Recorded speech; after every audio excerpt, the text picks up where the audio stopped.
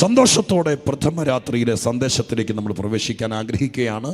വളരെ പ്രാർത്ഥനയോടെ ദൈവസന്നിധിയിലായിരിക്കുമ്പോൾ എബ്രായ ലേഖനത്തിലെ ഒരു വാക്യം വായിച്ചുകൊണ്ട് ദൈവിക സന്ദേശത്തിലേക്ക് കടക്കാം. എബ്രായ ലേഖനം 7-ാം അധ്യായത്തിൻ്റെ 25-ാമത്തെ വാക്യം. ഉച്ചഭാഷണിക്കൂടെ ആരെങ്കിലും ഒരാൾ വായിക്കാൻ തയ്യാറാവുകയാണെങ്കിൽ ഉപകാരമായിരിക്കും. എബ്രായ ലേഖനം 7-ാമത്തെ അധ്യായം 25-ാമത്തെ വാക്യം. എബ്രായ ലേഖനം യേശുക്രിസ്തുവിനെ കേന്ദ്രീകരിക്കുന്ന, ക്രിസ്തുവിൻ്റെ മഹത്വത്തെ വർണ്ണിക്കുന്ന ഏറ്റവും ശ്രേഷ്ഠമായിരിക്കുന്ന ലേഖനങ്ങളിൽ ഒന്നാണ്. ആ ലേഖനത്തിനകത്ത് 7-ാമത്തെ അധ്യായത്തിൻ്റെ 25-ാമത്തെ വാക്യത്തിനകത്ത് പരാമർശിച്ചിരിക്കുന്ന സ്തോത്രം ഒരു ഭാഗം ഇന്ന് രാത്രിയിലെ ചിന്തയ്ക്ക് വേണ്ടി ഈ അനുഗ്രഹീതമായിരിക്കുന്ന സ്ഥലത്ത് പ്രഘോഷിപ്പാൻ ദൈവം എൻ്റെ ഹൃദയത്തിൽ പ്രേരണ തന്നിട്ടുണ്ട്. അതുകൊണ്ട് ഞാൻ ആ വാക്യം വായിക്കാൻ വേണ്ടി നിങ്ങളെ ശുപാർശ ചെയ്യുന്നു. എബ്രായർ 7:25 വായിച്ചാട്ടെ. അതുകൊണ്ട് താൻ മുഖാന്തരമായി ദൈവത്തോട് അടുക്കുന്നവർക്ക് വേണ്ടി പക്ഷപാതം ചെയ്യുവാൻ സദാ ജീവിക്കുന്നവനാകയാൽ അവരെ പൂർണ്ണമായി രക്ഷിക്കുവാൻ അവൻ പ്രാപ്തനാകുന്നു. മതി. സ്തോത്രം. എബ്രായ ലേഖനം 7-ാം അധ്യായത്തിന്റെ 25-ാമത്തെ വാക്യം സാറ് നമ്മളെ വായിച്ചു കേൾപ്പിച്ചത് പ്രകാരമാണ്. ആ വാക്യം ക്രിസ്തു കേന്ദ്രീകൃതമായൊരു വാക്യമാണ്. യേശുക്രിസ്തുവിനെ കേന്ദ്രീകരിച്ച സ്തോത്രം ഒരു വാക്യമാണ്. വേദപുസ്തകത്തിൻ്റെ ഒരു പ്രത്യേകത കൂടി പറഞ്ഞ് ഞാൻ ഈ വാക്യത്തിലേക്ക് അടക്കാം. വേദപുസ്തകം വിഷയനിമിത്തമാണ്. ഏതെങ്കിലും ഒരു പഴങ്കഥയോ സ്തോത്രം ആർക്കും ചരിത്രപരമായി എത്തിപ്പിടിക്കാൻ പറ്റാത്ത ഏതെങ്കിലും ആശയങ്ങളോ ഏതെങ്കിലും കുടുംബചരിത്രങ്ങളോ മാത്രം സ്തോത്രം വിശദീകരിച്ചിരിക്കുന്ന ഏതെങ്കിലും യുദ്ധകഥകളോ അതല്ലെങ്കിൽ പുരാതന കാലത്ത് സംഭവിച്ച അനിഷ്ടമോ അല്ലെങ്കിൽ മറ്റു വിധത്തിലുള്ള ഏതെങ്കിലും ചരിത്ര സംഭവങ്ങളെ മാത്രം കോറിയിട്ട് കൂട്ടിച്ചേർത്തിരിക്കുന്നൊരു പുസ്തകമല്ല വിശുദ്ധ ബൈബിൾ. ബൈബിളിൻ്റെ ഏറ്റവും വലിയ പ്രത്യേകതകളിൽ ഒന്ന്, ബൈബിളിനകത്ത് ഒട്ടനവധി വിഷയങ്ങളുണ്ട്. ഒട്ടനവധി വിഷയങ്ങൾ. സ്തോത്രം. ഞാനീ പറയുന്നത് വേദപുസ്തകം ഗ്രഹിക്കുന്ന ആളുകൾ, വേദപുസ്തകം പഠിക്കുകയും പഠിപ്പിക്കുകയും ചെയ്യുന്ന ആളുകൾ നിങ്ങളുടെ ചിന്തയിൽ സൂക്ഷിക്കുന്നത് ഒരു പക്ഷേ വിശാലമായ ഒരു വലിയ സ്തോത്ര തുടക്കത്തിന് ഒരു മാനം കുറിച്ചേക്കാം. ഒന്നുകൂടെ ഞാൻ ആവർത്തിക്കാം.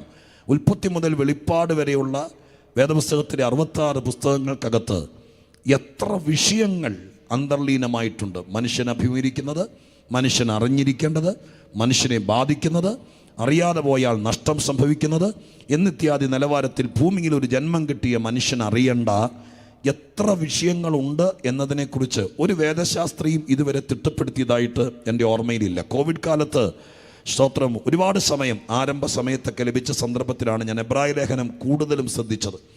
എബ്രായ ലേഖനം മാത്രം ശ്രദ്ധിച്ചപ്പോൾ അതിപ്രധാനമായിരിക്കുന്ന ഒരാത്മീക സദസ്സിൽ ആവർത്തിച്ച് പറയാൻ കൊള്ളാവുന്ന, മാത്രമല്ല പൊതുലോകത്തിൽ മനുഷ്യൻ അറിയേണ്ട സ്തോത്രം ഏകദേശം 48ഓളത്തോളം പ്രമാദവും പ്രസിദ്ധവുമായിരിക്കുന്ന വിഷയങ്ങൾ എബ്രായ ലേഖനത്തിനകത്ത് തന്നെ ഉണ്ടെന്ന് ഞാൻ എൻ്റെ അന്വേഷണത്തിലും പഠനത്തിലും എൻ്റെ ഡയറി കുറിപ്പുകൾ എഴുതി വെച്ചു.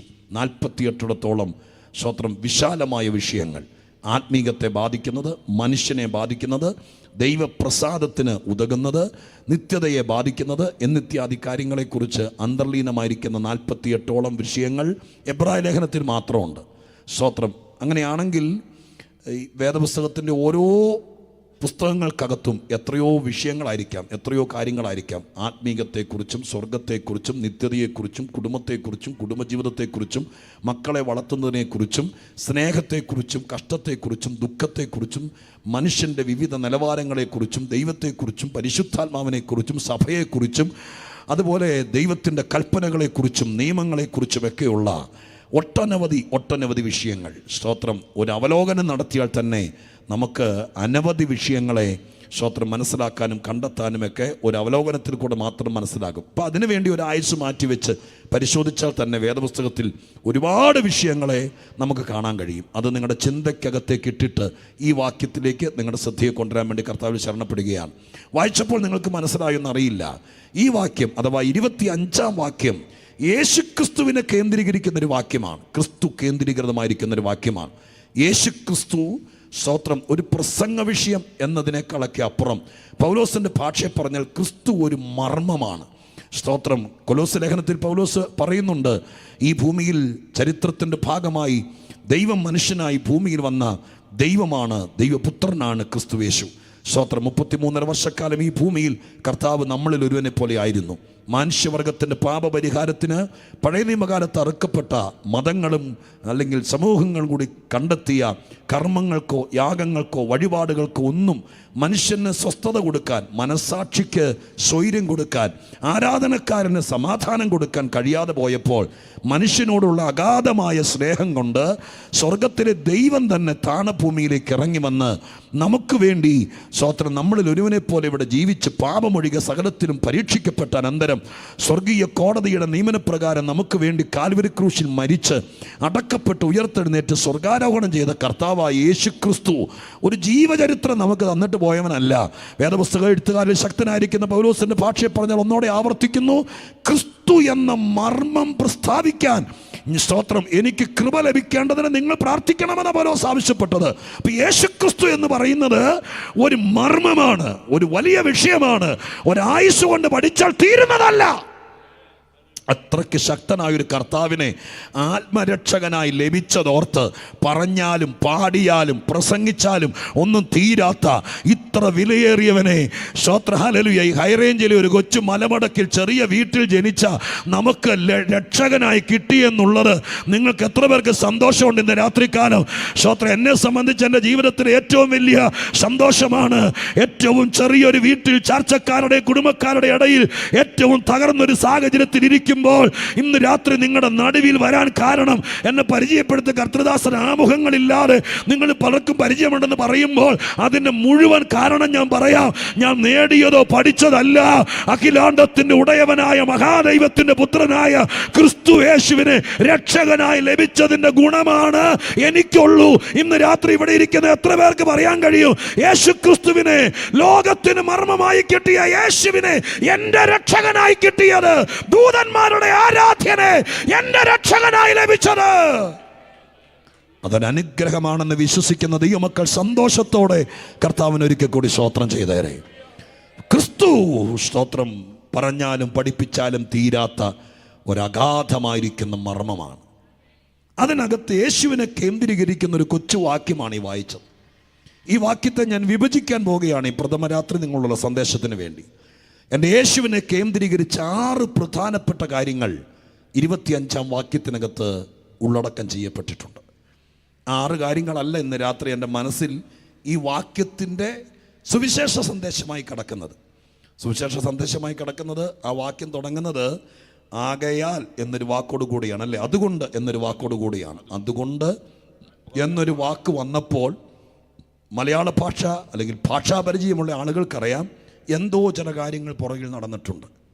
ആ കാരണങ്ങൾ കൊണ്ടാണ് ഈ പറഞ്ഞിരിക്കുന്ന കാര്യം. അപ്പോൾ എൻ്റെ പ്രസംഗത്തിൻ്റെ എൻ്റെ മനസ്സിലെ ചിന്ത കിടക്കുന്നത് അതുകൊണ്ട് എന്ന് പറഞ്ഞു തുടങ്ങിയിരിക്കുന്നതാൽ എന്തുകൊണ്ട് എന്നതാണ് ഈ വാക്യം വായിച്ചപ്പോൾ എൻ്റെ മനസ്സിൽ കിടക്കുന്ന ആത്മീക ചിന്ത.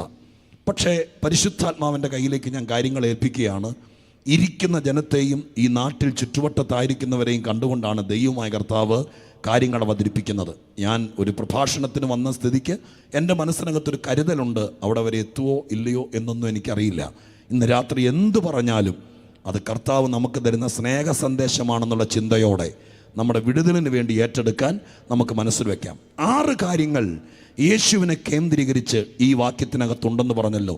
ആകാംക്ഷഭരിതരായി നിങ്ങളുടെ മുഖത്തേക്ക് നോക്കുമ്പോൾ ആ കാര്യങ്ങൾ കേൾക്കാൻ നിങ്ങൾ തൽപരരാണ് എന്നത് സ്തോത്രം നിങ്ങൾക്ക് നിങ്ങളുടെ മുഖത്തുനിന്ന് വായിച്ചെടുക്കാൻ കഴിയുന്നത് കൊണ്ടും എനിക്ക് എൻ്റെ പ്രഭാഷണ വേദികളിൽ എൻ്റെ കർത്താവിനെക്കുറിച്ച് പറയുന്നിടത്തോളം സന്തോഷം മറ്റൊന്നും ഇല്ലാത്തതുകൊണ്ടും ഞാൻ അങ്ങനെ തന്നെ തുടങ്ങാൻ ആഗ്രഹിക്കുകയാണ്. കുറച്ചുകൂടെ സന്തോഷത്തോടെ നല്ല മുഖത്തോടെ ഒരു സ്തോത്രത്തോടെ പറയാമോ? നമ്മുടെ ജപ്തി നോട്ടീസും കൊണ്ട് വന്നതല്ല, നമ്മുടെ കർത്താവിനെക്കുറിച്ച് പറയാൻ വേണ്ടി വന്നതാണ്. അപ്പോൾ അതുകൊണ്ട് അത്രയും ഞാൻ ഓർത്ത് നിങ്ങൾ വന്നപ്പോൾ ഞാൻ ഓർത്ത് കോടതിയിൽ നിന്ന് ആമീം വന്നതുപോലെ ജപ്തി നോട്ടീസും കൊണ്ട് വന്ന ആളെ കാണുന്നത് പോലെയാണ് നിങ്ങൾ ഇങ്ങോട്ട് നോക്കിയിരിക്കുന്നത്. കുറച്ചുകൂടെ സന്തോഷത്തോടെ നല്ല മനസ്സോടെ ഇരിക്കുകയാണെങ്കിൽ നമ്മുടെ കർത്താവിനെക്കുറിച്ച് പറയുമ്പോൾ എന്നെ ഒറ്റയ്ക്ക് നിർത്തരുത്, നിങ്ങളുടെയും കൂടി രക്ഷകരാണ്. ആ കർത്താവിനെക്കുറിച്ച് നമ്മുടെ നാട്ടിൽ പറയാനൊരവസരം കിട്ടിയാൽ അതിനകത്തൊരു അഭിമാനം ഉണ്ടായിരിക്കണം. പറയുന്നത് സത്യമാണെന്ന് തോന്നിയാൽ ആവേശത്തോടെ കർത്താവിനെ സ്തുതിച്ചേക്കണം. ഹല്ലേലൂയ, സ്തോത്രം, ഹല്ലേലൂയ. 6 പ്രധാനപ്പെട്ട കാര്യങ്ങളിൽ ആദ്യത്തെ കാര്യം സ്തോത്രം, ആ വാക്യത്തിൽ ഇങ്ങനെ എഴുതിയിരിക്കുന്നത് അതുകൊണ്ട് താൻ മുഖാന്തരം. സ്തോത്രം, എഴുതുന്നവർക്ക് വേണ്ടി ഞാനതിനെ സബ് ടൈറ്റിലുകളായിട്ട് പറയാം. 1-ാമത്തെ വാചകം എഴുതുന്നവർക്ക് വേണ്ടി പറയാം, മുഖാന്തരമാകുന്ന ക്രിസ്തു. സ്തോത്രം. ഈ വാക്യത്തിൽ യേശുവിനെ പ്രസംഗിക്കാൻ ഒരു രാത്രി എനിക്കത് ധാരാളം മതിയാകും. വിനീത മനസ്സോടെയാണ് ഞാനത് പറയുന്നത്. കാരണം എനിക്കും നിങ്ങൾക്കും അറിയാം യേശു ക്രിസ്തു ഒരു മുഖാന്തരമാണ്. സ്തോത്രം. എന്ന് പറഞ്ഞാൽ നമുക്കൊരു പക്ഷെ പിടികിട്ടിയേക്കാം. ഞാൻ ഈ പുറത്തൊക്കെ ഒത്തിരി ആൾക്കാർ നിൽക്കുന്നത്, സ്തോത്രം, ഇങ്ങോട്ട് കയറിപ്പോരുന്നതിനൊക്കെ മുമ്പ് ഇരുട്ടിലാണെങ്കിലും ശ്രദ്ധിക്കുന്നതൊക്കെ മനസ്സിലാക്കുന്നു. അവരവിടെ തന്നെ ഉണ്ടാകും എന്നുള്ള വിചാരത്തോടെ അവരെയും കൂടി പരിഗണിച്ചുകൊണ്ട് അവർക്കും കൂടി വേണ്ടിയിട്ട് ഈ സന്ദേശത്തെ കുറച്ചുകൂടെ വൈഡാക്കുകയാണ്. സ്തോത്രം. കേൾക്കണേ, യേശുക്രിസ്തു ഒരു മുഖാന്തരമാണ്. മുഖാന്തരം എന്ന് പറഞ്ഞാൽ നിങ്ങൾക്ക് മനസ്സിലായോ? ഈ ലോകത്തിലെ സകല കാര്യത്തിനും ഒരു മുഖാന്തരമുണ്ട്. ഇന്നിപ്പോൾ രാത്രി ഞാനിവിടെ പ്രസംഗിക്കാൻ വന്നു. സ്തോത്രം. അതിനൊരു മുഖാന്തരമുണ്ട്. ഞാനൊരു പ്രഭാഷകനായ എൻ്റെ നാട്ടിൽ തിരുവല്ലായിൽ ഒതുങ്ങിയിരുന്നാൽ ഒരു പക്ഷേ സ്തോത്ര അവസരം കിട്ടിയെന്നിരിക്കുകയല്ല. ഇതിനൊക്കെ ഒരു മുഖാന്തരമുണ്ട്. ഈ സ്റ്റേജിലിരിക്കുന്ന കർത്തൃദാസന്മാരും ഇന്നിവിടെ വന്നിരിക്കുന്ന ദൈവമക്കളും നിങ്ങളിന്നായിരിക്കുന്ന നിലവാരത്തിലെത്താൻ, ഒരു ദൈവദാസനാകാൻ, ഇന്നൊരു പക്ഷേ സ്തോത്രം നമ്മളായിരിക്കുന്ന സ്ഥിതിയിലേക്ക് എത്താൻ നമ്മുടെ കഴിവും പരിശ്രമമൊക്കെ ഉള്ളത് സത്യമാണെങ്കിൽ തന്നെ സ്തോത്രം, ഞാൻ ഉറപ്പിച്ചു പറയാം, ഇതിൻ്റെ പുറകിൽ ആരെങ്കിലുമൊക്കെ മുഖാന്തരമായിട്ടുണ്ടാവും. ഈ കാണുന്ന സകലത്തിനും സ്തോത്രം ഒരു മുഖാന്തരമുണ്ട്. ചുമ്മാ ഉണ്ടായതല്ല. സ്തോത്രം. ആരൊക്കെയോ പറയുന്നത് പോലെ ഒരു പൊട്ടിത്തെറി കൊണ്ടോ, സ്തോത്ര ഹല്ലേലൂയ, ഒരു പ്രക്ഷോഭണം കൊണ്ടോ, അല്ലെങ്കിൽ ഒരു ആഘാതം കൊണ്ടോ, ഇമ്പാക്റ്റ് കൊണ്ടോ, അങ്ങനെ സ്തോത്രം ഒരു കലാമറ്റി കൊണ്ടോ, ഒരു കെമിക്കൽ റിയാക്ഷൻ കൊണ്ടോ അങ്ങനെ ഒന്നുമല്ല. മറിച്ച് തിരുവെടുത്ത് പറയുന്നു എല്ലാറ്റിനും ഒരു മുഖാന്തരമുണ്ട്. സ്തോത്രം. ഇന്ന് രാത്രിക്കാലം ഞാൻ ആത്മാവിൽ പറയാം, സ്തോത്രം, നമ്മളിൽ പലരും രക്ഷപ്പെട്ടത്, നമ്മുടെ കുഞ്ഞുങ്ങളിൽ ഒരാൾ ഒരു പക്ഷേ ഇന്ന് രാത്രിക്കാലം വിദേശ രാജ്യത്താണെങ്കിൽ അതിനൊക്കെ ഒരു മുഖാന്തരം കാണും. ഒരു ദിവസം സ്തോത്രം പഠിപ്പെല്ലാം കഴിഞ്ഞ് വീട്ടിൽ ചുമ്മാ ഇരിക്കുമ്പോൾ രാവിലെ അറബി വന്ന് വണ്ടി കൊണ്ടുപോയതാണോ മോനെ? അല്ലല്ലോ. സ്തോത്ര ഹല്ലേലൂയ. പിന്നെയോ ആരെങ്കിലും ഒരാൾ മുഖാന്തരമായി കാണും. എത്രയോ സാക്ഷ്യങ്ങൾ പറയാനുണ്ടായേക്കാം. ഒരു പക്ഷേ സ്തോത്രം നമുക്ക് മുമ്പ് അവിടെ ചെന്ന ഒരാൾ നാട്ടിൽ തിരിച്ചു വന്നപ്പോൾ അദ്ദേഹത്തിൻ്റെ അമ്മ പറഞ്ഞു കാണും, നിങ്ങളുടെ കുഞ്ഞിനെ കുറിച്ച് ഞാൻ നിങ്ങളെ കണ്ടുകൊണ്ട് പറയുക, സ്തോത്രം, പഠിച്ചു കഴിഞ്ഞിട്ട് നിങ്ങളുടെ വീട്ടിലെ ബുദ്ധിമുട്ടും പ്രയാസവും കൂലിവേലൊക്കെ നിമിത്തം പഠിത്തം കഴിഞ്ഞിരിക്കുമ്പോൾ അവൻ്റെ അമ്മ അവനോട് പറഞ്ഞു കാണും, മോനെ ഇന്നടത്ത് ഇന്നാര് വലിയ കഷ്ടപ്പാടുള്ള വീട്ടിലെയാണ്, ആ കൊച്ചൻ പഠിച്ചിട്ടിരിക്കുക, നിനക്കും എല്ലാം ചെയ്യാൻ പറ്റുമെങ്കിൽ സ്തോത്രം ചെയ്യട മോനെ എന്ന് പറഞ്ഞപ്പോൾ അവനൊരു പക്ഷേ ഒരു പാസ്പോർട്ടിൻ്റെ കോപ്പി കൊണ്ട് പോയതായിരിക്കാം. സ്തോത്രം. ഓൺലൈനിൽ തന്നെ പലരും കേൾക്കുന്നുണ്ടല്ലോ. ലോകത്തിൻ്റെ നാനാ രാജ്യത്തിരുന്നു കൊണ്ട്, നിങ്ങളിരിക്കുന്ന രാജ്യത്ത് നിങ്ങളിരിക്കുന്ന കസേരയിൽ ഇരുന്നു കൊണ്ട് ഇന്ന് രാത്രി എത്ര പേർക്ക് പറയാൻ പറ്റും തന്നെ ഇവിടെ എത്തിയതല്ല, ചില മുഖാന്തരങ്ങൾ ഉണ്ടായിട്ടുണ്ട്. സ്തോത്ര ഹല്ലേലൂയ. ഇന്ന് രാത്രി ഞാൻ ഈ പ്രഥമ രാത്രിയിലെ ആദ്യത്തെ വാക്ക് ഞാൻ പറയാം. ഈ രാത്രികാലം സ്വർഗത്തിലെ ദൈവത്തിൻ്റെ പുത്രനായ ക്രിസ്തു, സ്തോത്രം, ഞങ്ങൾക്ക് ചിലർക്ക് പ്രസംഗിക്കാനും പാടാനും ഒരു വിഷയം മാത്രമല്ല, ഈ രാത്രി ചതഞ്ഞിരിക്കുന്ന ആരെങ്കിലും ഉണ്ടെങ്കിൽ, രക്ഷപ്പെടാൻ നിവൃത്തിയില്ലാതിരിക്കുന്ന ആരെങ്കിലും ഉണ്ടെങ്കിൽ, അവരുടെ രക്ഷയ്ക്കും ഉയർച്ചയ്ക്കും മുഖാന്തരമാകാൻ പരസ്യമായി ഒരു മതമോ ജാതിയോ ഇല്ലാതെ ക്രിസ്തു ഒരു പൊതുസ്വത്താണ്. ഇന്ന് രാത്രിക്കാലം ഇന്നാരുടെ ദൈവമെന്നല്ല, ഇന്നാർക്ക് വേണ്ടിയേ പ്രവർത്തിക്കുള്ളൂ എന്നല്ല. എത്ര പേര് കേൾക്കുന്നുണ്ട് ഞാൻ പറയുന്നത്? അവരോട് ഞാൻ ആത്മാവിൽ പറയാം, നിനക്ക് ഒറ്റയ്ക്ക് പിടിച്ചു കയറാൻ പറ്റാത്തടത്ത് യേശു മുഖാന്തരമായി വരും. അതുകൊണ്ട് ഇന്ന് രാത്രി 10,000 സാക്ഷികൾ ഈ രാത്രികാലം ഈ ഓൺലൈനിൽ കൂടെയോ എന്റെ ശബ്ദം കേൾക്കുന്നുണ്ടെങ്കിൽ അവരിൽ പലരും കരമുയർത്തിയോ കൈയടിച്ചോ സാക്ഷ്യം പറയും, ഞങ്ങൾ ഇതുവരെ എത്തിയത് പലരും തള്ളിക്കളഞ്ഞപ്പോൾ, പല വഴികളും അടഞ്ഞപ്പോൾ, ശാപം കയറി മുടിഞ്ഞപ്പോൾ, പാപം കയറി ഒതുക്കിയപ്പോൾ, പലരും ഞങ്ങൾ ഉയരാതിരിക്കാൻ പല ക്രിയകളും ചെയ്തപ്പോൾ ഞങ്ങൾക്കൊരു മുഖാന്തരമായത് ലോകത്തിൽ മറ്റാരുമല്ല, യേശുവാണ്.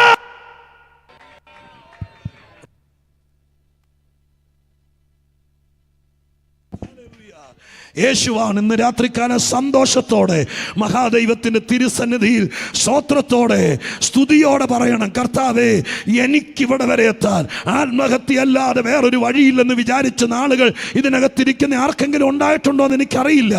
ഇനി ഒരിക്കലും ഉയരത്തില്ലെന്ന് വിചാരിച്ച ദിവസങ്ങൾ എല്ലാവരും കൂടി വളഞ്ഞിട്ട് ആക്രമിക്കുന്നത് പോലെ മാനസിക സമ്മർദ്ദം തന്നപ്പോൾ, ജനിച്ച കുടുംബത്തിൽ തന്നെ ശത്രുക്കൾ എഴുന്നേറ്റപ്പോൾ, സ്തോത്ര ഹല്ലേലൂയ, പ്രതിയോഗിയെ പോലെ പണ്ട് ഹന്ന നേരിട്ടതുപോലെ കൊച്ചു കാര്യങ്ങൾക്കെതിരെ വലിയ വലിയ പ്രതിസന്ധികൾ നേരിട്ടപ്പോൾ, ഇന്ന് രാത്രികാലം അതിൻ്റെ നടുവിൽ ആരും സഹായിക്കാൻ ഇല്ലാതിരുന്നപ്പോൾ ഇന്നിരിക്കുന്നത് പോലെ എത്താൻ എനിക്കൊരു മുഖാന്തരമായത് ഞങ്ങൾ ആരാധിക്കുന്ന യേശുവാണെന്ന് ഇന്ന് രാത്രികാലം വിശ്വസിക്കുന്നുണ്ടെങ്കിൽ ഞാൻ എൻ്റെ മനസ്സ് തുറന്ന് പറയുക, കുമളിയിൽ ഈ വർഷത്തെ കൺവെൻഷൻ കൊണ്ട് ഒരു 100 പേർക്കെങ്കിലും എൻ്റെ യേശു ഒരു മുഖാന്തരമാകട്ടെ. വിശ്വാസത്തോടെ ഒരു യോഗത്തിൽ വന്ന് പങ്കെടുത്തിട്ട് നിർവിചാരിയായി ഇരുന്നിട്ട് പോകാതെ ആത്മാവിൽ പ്രാർത്ഥിച്ചുകൊണ്ടിരിക്കാൻ പറ്റുമെങ്കിൽ പ്രാർത്ഥിച്ചുകൊണ്ടിരിക്കുക. എൻ്റെ കർത്താവേ, മാറാത്ത രോഗമുള്ളവരുണ്ട്, ആര് പറഞ്ഞാലും ഒതുങ്ങാത്തവരുണ്ട്, പലരും ശ്രമിച്ചിട്ടും രക്ഷപ്പെടാത്തവരുണ്ട്, കണ്ണുനീരിൽ ജീവിതം കഴിച്ചു കൂട്ടുന്നവരുണ്ട്, ഇനി എന്ത് ചെയ്യണമെന്ന് അറിയാത്തവരുണ്ട്, ആഭിചാരം കൊണ്ടും ക്ഷുദ്രം കൊണ്ടും ആരൊക്കെയോ ബന്ധിച്ചു കളഞ്ഞവരുണ്ട്. അവരുടെയൊക്കെ നടുവിൽ ഏത് വൻകോട്ടയ്ക്കകത്തും സിംഹക്കുഴിയിലും അഗ്നികുണ്ഡത്തിലും ചെങ്കടലിലും കാരാഗ്രഹത്തിലും കാട്ടുപോത്തിന്റെ കൊമ്പുകൾക്കിടയിലും മുഖാന്തരമാകാൻ ഇറങ്ങി വന്ന ദൈവത്തെ ഇന്ന് രാത്രി നാം ഒരുമിച്ച് സ്തുതിക്കുമ്പോൾ ആവശ്യക്കാരന് വേണ്ടി ഇന്ന് രാത്രി സ്വർഗത്തിലെ ദൈവം യേശുവിൻ്റെ നാമത്തിൽ വിശ്വസിച്ചുകൊണ്ട് കർത്താവ് ചെയ്യും. നിശ്ചയമായും ഞാൻ ആത്മാവിൽ പറയാം, ബ്രദറെ, നീ ആശങ്കപ്പെടണ്ട. നിന്റെ മുമ്പിൽ ഇനി ഒരു വഴിയുമില്ലാതിരിക്കുമ്പോൾ, നിന്റെ മുമ്പിൽ ഇനി ആരും സഹായത്തിനില്ലാതിരിക്കുമ്പോൾ ഞാൻ പറയുന്നത് ദൈവത്തിൻ്റെ വചനത്തിൽ നിന്നാണ്. ഞങ്ങൾ കർത്തൃദാസന്മാർ ആദ്യം മുതൽ ഓർപ്പിച്ചത് ഒരു വാക്ക് മതി, ഒരു വചനം മതി നിന്റെ ജീവിതം മാറി വരാൻ. അതുകൊണ്ട് സ്വർഗം പറയുന്നു, നീ തീരാൻ ആഗ്രഹിക്കരുത്, മരിക്കാൻ വെമ്പൽ കൊള്ളരുത്, ജീവിക്കാൻ ശ്രമിക്കുക. എന്നിട്ട് പറ, എനിക്ക് ആരും ഒരു മുഖാന്തരമില്ല, എൻ്റെ കുഞ്ഞിനെ പഠിപ്പിക്കണമെന്ന് ആഗ്രഹമുണ്ട്, സ്വത്രം ലോൺ പോലും കിട്ടത്തില്ല. അങ്ങനെ ഒരു ഭാരമുണ്ടെങ്കിൽ ഞാൻ ആളുകളെ ലക്ഷ്യം വെച്ച് പറയുന്നു, നിന്റെ വിഷയത്തിന് യേശു ഒരു മുഖാന്തരമായാൽ അതിന് അതിരുണ്ടാകില്ല. കർത്താവിൻ്റെ നാമത്തിൽ അത് വിശ്വസിക്കുന്ന കുടുംബങ്ങൾക്ക് വേണ്ടി ഞാൻ അനുഗ്രഹിച്ചുകൊണ്ട് പറയുന്നു, സ്വർഗം നിനക്കൊരു മുഖാന്തരമാകാൻ ക്രിസ്തുവിനെ ലോകത്തിലേക്ക് അയച്ചു. കൃപ, ഹല്ലേലൂയ. രക്തത്താലെ ജയം, രക്തത്താലെ ജയം. ഒരു 3-4 മിനിറ്റെങ്കിലും ദൈവസന്നിധിയിൽ കർത്താവിനെ നന്ദിയോടെ സ്തോത്രം ചെയ്താട്ടെ, ആത്മശക്തിയോടെ സ്തുതിച്ചാട്ടെ, ദൈവാദി ദൈവത്തിന് നന്ദി കരേറ്റിയാട്ടെ. കർത്താവേ, നീ മുഖാന്തരമായില്ലായിരുന്നെങ്കിൽ അന്ന് സ്തോത്ര ജീവിതത്തിന് ഏറ്റവും വലിയ പ്രതികൂലം വന്നപ്പോൾ, ഹല്ലേലൂയ, ചിലർ നമ്മളെ തള്ളിക്കളഞ്ഞപ്പോൾ, വിശ്വസിച്ചവർ നമ്മളെ പറ്റിച്ചപ്പോൾ, ചതിച്ചപ്പോൾ, ഇട്ടിട്ട് പോയപ്പോൾ, മതി എന്ന് പറഞ്ഞപ്പോൾ, അന്ന് മുഖാന്തരമാകാൻ ക്രിസ്തു നിന്റെ അടുക്കൽ വന്നില്ലായിരുന്നെങ്കിൽ ഒരുപക്ഷെ യോഗത്തിന് നീ വരില്ലായിരുന്നു. ഞങ്ങൾ ഇന്ന് രാത്രികാലം ഇതിനകത്തിരുന്നു കൊണ്ട് സ്തോത്രം ചെയ്തും സ്തുതിച്ചോണ്ടും കുമളി ദേശത്തോട് പറയുന്നു, ആരുമില്ലാത്തവർക്ക് മുഖാന്തരമാകാൻ ഉയരത്തിൽ നിന്ന് ഇറങ്ങി വന്ന യേശുവിനെ ഇന്ന് രാത്രി ഒരു മതത്തിന്റെ ആളായി കാണാതെ, ഒരു സമുദായത്തിന്റെ തലവനായി കാണാതെ, യേശു മനുഷ്യർക്ക് മുഖാന്തരമാകുന്നവനാണെന്ന് ഉള്ള തുറന്ന് വിശ്വസിച്ചാൽ ഫെബ്രുവരി 14 തീയതി മുതൽ യേശു നിനക്ക് ഉത്തരവാദിയാകും. അവനൊരു മുഖാന്തരമാകും. വേദപുസ്തക ചരിത്രത്തിൽ നിന്ന് ബാക്കി പറയാനുള്ള 5 കാര്യങ്ങൾ ഇന്ന് രാത്രി നിങ്ങളുടെ ആവേശം കൊണ്ട് മാറ്റിവെച്ചിട്ട് ഞാൻ ഇന്ന് രാത്രികാലം മുഖാന്തരമാകുന്ന ക്രിസ്തുവിനെ മാത്രം 4 തെളിവിന് വാക്യം കൂടി എടുത്ത് പ്രസംഗിച്ചാൽ ഇന്ന് രാത്രി എനിക്ക് അനുവദിച്ച സമയം തീരുമെന്ന് എനിക്കറിയാം. പക്ഷേ അങ്ങനെ ഒരു ആവേശം കൊള്ളിച്ചൊരു ഭാഗം മാത്രം പറഞ്ഞ് നിർത്തുന്നത് ഒരു സുവിശേഷ യോഗത്തിൽ യുക്തിയല്ല എന്ന് എൻ്റെ മനസ്സ് പറയുന്നത് കൊണ്ട് ഞാൻ ആ ഭാഗം നിങ്ങളുടെ മനസ്സിൽ തറഞ്ഞു എന്ന് വിശ്വസിച്ചുകൊണ്ട് സ്തോത്രം യേശുക്രിസ്തുവിനെ കുറിച്ചുള്ള അടുത്ത ഭാഗങ്ങളിലേക്ക് പ്രവേശിക്കാൻ ആഗ്രഹിക്കുകയാണ്. എങ്കിലും ഞാൻ ഒന്നോടെ സ്തോത്രം എല്ലാവരും കൈയടിച്ചു. ഞാനും നിങ്ങളുടെ കരഘോഷത്തിനിടയിൽ എൻ്റെ കർത്താവിനെ കുറിച്ച് പറഞ്ഞപ്പോൾ ആവേശത്തോടെ പറഞ്ഞു സ്തോത്രം. എങ്കിലും സാധാരണക്കാരനായിരിക്കുന്ന ആർക്കെങ്കിലും ഒരാൾക്ക് മനസ്സിലാകാതെ പോയാൽ അവർക്ക് വേണ്ടി ശാന്തമായിട്ട് ഒരു വാക്കോടെ പറഞ്ഞോട്ടെ. എല്ലാ വഴി അടയുമ്പോഴും കർത്താവ് ഒരു മുഖാന്തരമാണ്. സ്തോത്രം.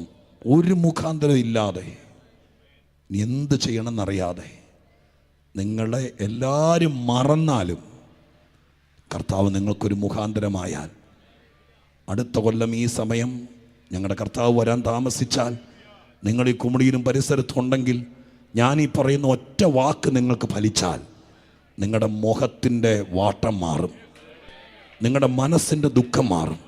അതുകൊണ്ട് എനിക്കിന്ന് രാത്രി വേറൊന്നും പറയുന്നതിനേക്കാൾ ഞാൻ നിങ്ങളോട് പറയുന്നു, എൻ്റെ ജീവിതാനുഭവത്തോട് ചേർത്ത് വെച്ചുകൊണ്ട് എല്ലാം കഷ്ടത്തിലായാലും യേശു മുഖാന്തരമായാൽ നമുക്കൊരു വിജയതാരമാകാം. സ്തോത്രം. ബൈബിളിൽ എത്രയോ പേരെ ഞാൻ കണ്ടിട്ടുണ്ടെന്നറിയാമോ? എത്രയോ പേരെ. സ്തോത്ര, ഹല്ലേലൂയ. ഇന്ന് രാത്രി ലാസർ, മാർത്തയുടെയും മറിയയുടെയും സഹോദരൻ ലാസർ ഈ യോഗത്തിലുണ്ടായിരുന്നെങ്കിൽ അദ്ദേഹം സ്തോത്രം ഈ സ്റ്റേജിൽ കയറി എൻ്റെ ഒന്ന് മൈക്ക് മേടിച്ച് പറഞ്ഞേനെ, ഞാൻ ഈ യോഗത്തിൽ വരാൻ കാരണം കല്ലറയിൽ അടയ്ക്കപ്പെട്ട് എൻ്റെ ആന്തരിക അവയവങ്ങൾ പോലും പഴുത്ത് 4 ദിവസമായി എൻ്റെ പെങ്ങള് മൂക്ക് പൊത്തി നാറ്റം വെച്ചെന്ന് പറഞ്ഞവനാ. ഞാൻ വീണ്ടും ഈ പന്തിയിലിരിക്കാൻ കാരണം യേശു മുഖാന്തരമായതാണ്.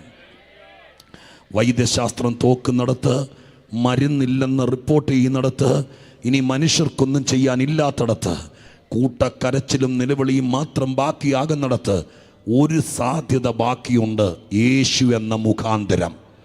ഒരുപക്ഷെ ഇന്ന് രാത്രി അത്രയും വലിയൊരു ഫീലിങ്ങിലൊന്നും ആയിരിക്കില്ല നിങ്ങൾ ചിലർ. പക്ഷേ സ്തോത്രം, ഞാൻ നിങ്ങൾക്ക് വേണ്ടി സ്നേഹത്തോടെ പറയുക, നാളുകളിൽ ഏതെങ്കിലും വിധത്തിൽ നിങ്ങൾ ജീവിതത്തിൽ കൈപ്പേറിയ അനുഭവങ്ങൾ അഭിമുഖീകരിക്കേണ്ടി വരുമ്പോൾ, സ്തോത്രം, 14-ാം തീയതി രാത്രി ദൂരത്തുനിന്ന് വന്ന് ഇവിടെ വചനം പ്രസംഗിക്കാൻ ഒരവസരം തന്നതുകൊണ്ട് ഞാൻ എൻ്റെ പേര് മറന്നാലും എൻ്റെ മുഖം മറന്നാലും ഈ വാക്ക് നിങ്ങൾ മറക്കരുത്.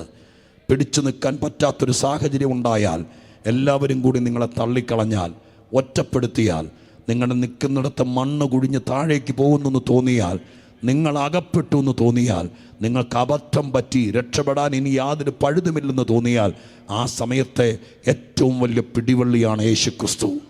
കർത്താവിനോട് പറയണം, നാഥ, ഇവിടെ രക്ഷിക്കാൻ അങ്ങല്ലാതെ മറ്റാരുമില്ല.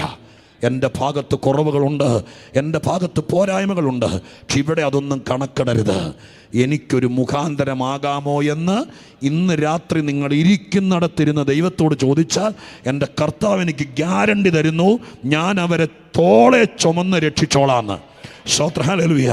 എത്ര പേർ, ഞാൻ എൻ്റെ പ്രഭാഷണം നിർത്തുകയല്ല, കർത്താവിൻ്റെ സന്നിധാനത്തിൽ ഈ വാക്കൊന്ന് പതുക്കെ പറഞ്ഞ് ദൈവത്തിൻ്റെ സന്നിധിയിൽ നിങ്ങളുടെ മനസ്സിനകത്ത് ഉറപ്പിച്ചതിന് ശേഷം സ്തോത്രകാഴ്ചയും കൂടി എടുത്തിട്ട് ബാക്കി കാര്യങ്ങൾ പറയാം. സ്തോത്രം, ഹല്ലേലൂയ. അതുകൊണ്ട് ദൈവസന്നിധി ഞാൻ ഈ വാക്കൊന്ന് നിങ്ങളുടെ ശ്രദ്ധയിലേക്ക് കൊണ്ടുവരാൻ വേണ്ടി ആഗ്രഹിക്കുക. എന്നെ കേൾക്കുന്ന പ്രിയപ്പെട്ടവരെ, നിങ്ങൾ എത്ര പേർ ദൈവസന്നിധാനത്തിൽ എന്നെ വളരെ ശ്രദ്ധിച്ച് ഞാൻ ഈ പറഞ്ഞ ഭാഗം ഏറ്റവും പ്രധാനപ്പെട്ട ഭാഗമാണ്, യേശുക്രിസ്തു ഒരു മുഖാന്തരമാണെന്ന്. സ്തോത്രം, യായിറോസിൻ്റെ മകള്, സ്തോത്രം, 12-ാമത്തെ വയസ്സിൽ അവിചാരിതമായി അപ്രതീക്ഷിതമായി ജീവിതം 12-ാം വയസ്സിൽ തീർന്നതാണ്. മാരകമായ രോഗം, മരിക്കത്തക്ക ദീനം. അത് നിമിത്തം, സ്തോത്രം, ഹല്ലേലൂയ, സ്തോത്രം, ആ കുഞ്ഞിൻ്റെ അപ്പൻ യേശുവിനെ തേടിപ്പോയതാണ്. കർത്താവിനെ വിളിച്ചുകൊണ്ട് വന്നപ്പോഴേക്കും, സ്തോത്രം, ആള് അക്കരെ നാട്ടിലെത്തി, അഥവാ കുഞ്ഞ് മരിച്ചുപോയി. സ്തോത്രം, ആ കുഞ്ഞിന്ന് ഈ സമയത്ത് വർഷങ്ങൾക്ക് ശേഷം ഞാൻ വിചാരിക്കുന്നു, ഞാനങ്ങനെ വേദപുസ്തകം വായിക്കുമ്പോൾ പിക്ചറൈസ് ചെയ്യുന്ന ഒരാളാണ്. സ്തോത്ര, സംഭവങ്ങൾ, ആ സ്തോത്രം, അനന്തര കാര്യങ്ങൾ കാണും. ഞാൻ വിചാരിക്കുന്നു, ആ കുഞ്ഞ് വളർന്ന് 12 വയസ്സുകാരി മരിച്ചു, വീണ്ടും മരണത്തിൽ നിന്ന് മടങ്ങി വന്നവൾ കുറേ കഴിഞ്ഞപ്പോൾ അവൾ വിവാഹിതയായി കാണും, അവൾക്കൊരു ഭർത്താവുണ്ടായി കാണും, 2-4 കുഞ്ഞുങ്ങളുണ്ടായി കാണും, ഒരു കുടുംബിനിയായി കാണും. ആ സമയത്തൊക്കെ അവൾക്ക് ആ കുഞ്ഞിനോട് പറഞ്ഞു കൊടുക്കാനുണ്ടാകും, യേശു മുഖാന്തരമാണ് ഞാനൊരമ്മയായത്, യേശു മുഖാന്തരമാണ് ഇവിടെ ഭർത്താവിനോട് ഞാനൊരു ഭാര്യയായത്, യേശു മുഖാന്തരമാണ് ഞാൻ ഇന്നും ജീവിച്ചിരിക്കുന്നത്. ഇങ്ങനെ ഇന്ന് രാത്രികാലം, സ്തോത്ര, ലോക ചരിത്രത്തിൽ 10,000-കണക്കിന് ആളുകൾക്ക് പറയാനുണ്ട്. ഈ കോവിഡ് കാലമൊക്കെ കഴിഞ്ഞപ്പോൾ യേശു മുഖാന്തരമാണ് ഞങ്ങളിൽ പലരും ഇത്രത്തോളം വന്നത്. ആ ചങ്ങലക്കണ്ണിയിൽ ഒരു 4 കണ്ണി കൂടെ ഇന്ന് രാത്രിയിലെ സുവിശേഷ സന്ദേശം നിമിത്തം കുമിളിയിൽ നിന്ന് ചേർത്ത് യോജിപ്പിക്കാൻ പറ്റിയാൽ അതെത്ര ശ്രേഷ്ഠമായിരിക്കും.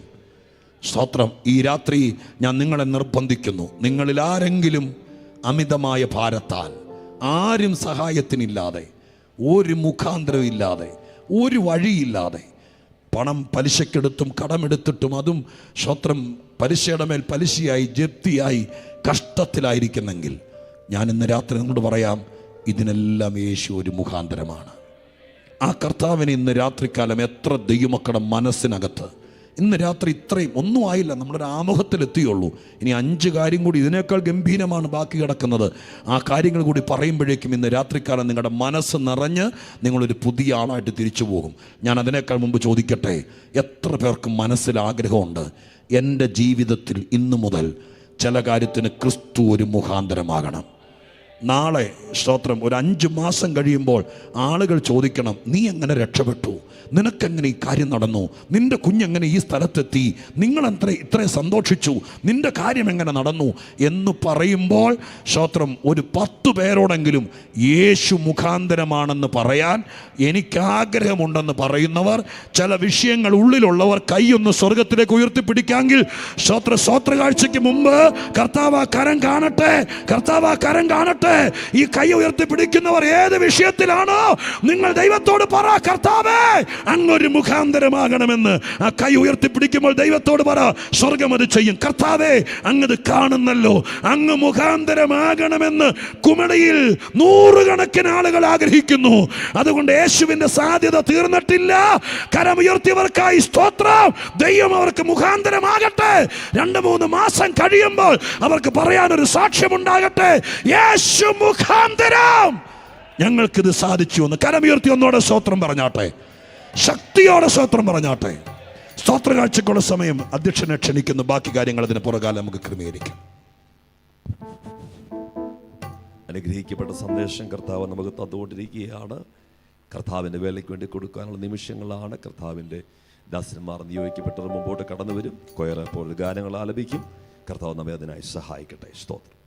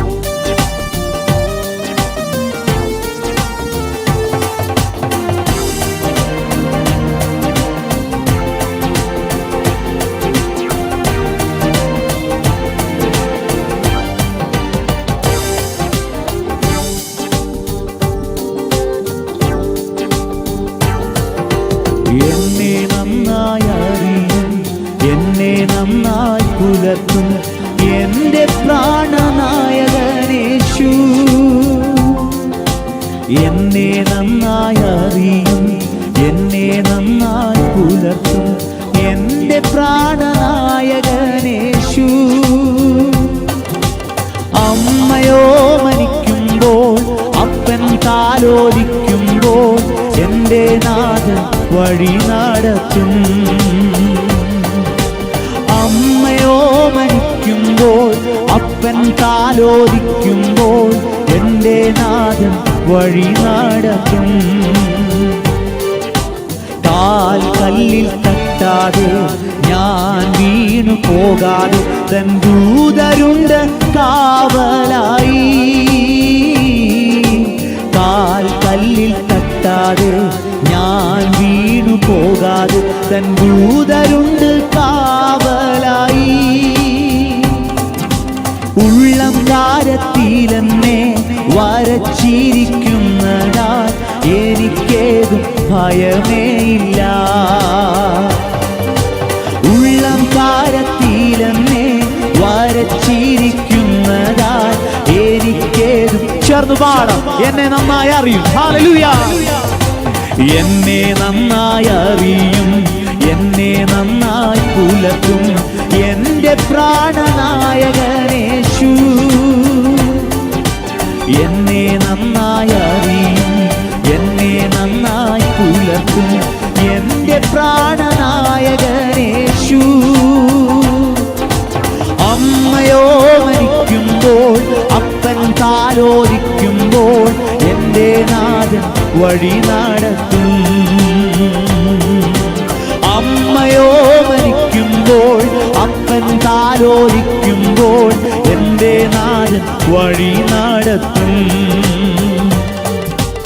എൻ മുഖം വാടില്ല, ലജ്ജിതനായി തീരില്ല നിന്ദിച്ചവരുടെ മധ്യത്തിൽ. എൻ മുഖം വാടില്ല, ലജ്ജിതനായി തീരില്ല നിന്ദിച്ചവരുടെ മധ്യത്തിൽ.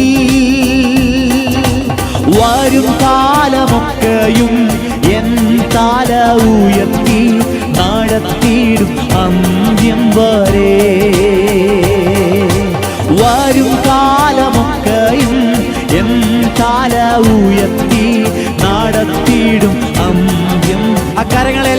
കൈത്തടിച്ച് ചേർന്ന് പാടാം. എന്നെ നന്നായി അറിയും, എന്നെ നന്നായി പുലർത്തും എന്റെ പ്രാണനായകൻ യേശു. എന്നെ നന്നായി അറിയും, എന്നെ നന്നായി പുലർത്തും എന്റെ പ്രാണനായകൻ യേശു.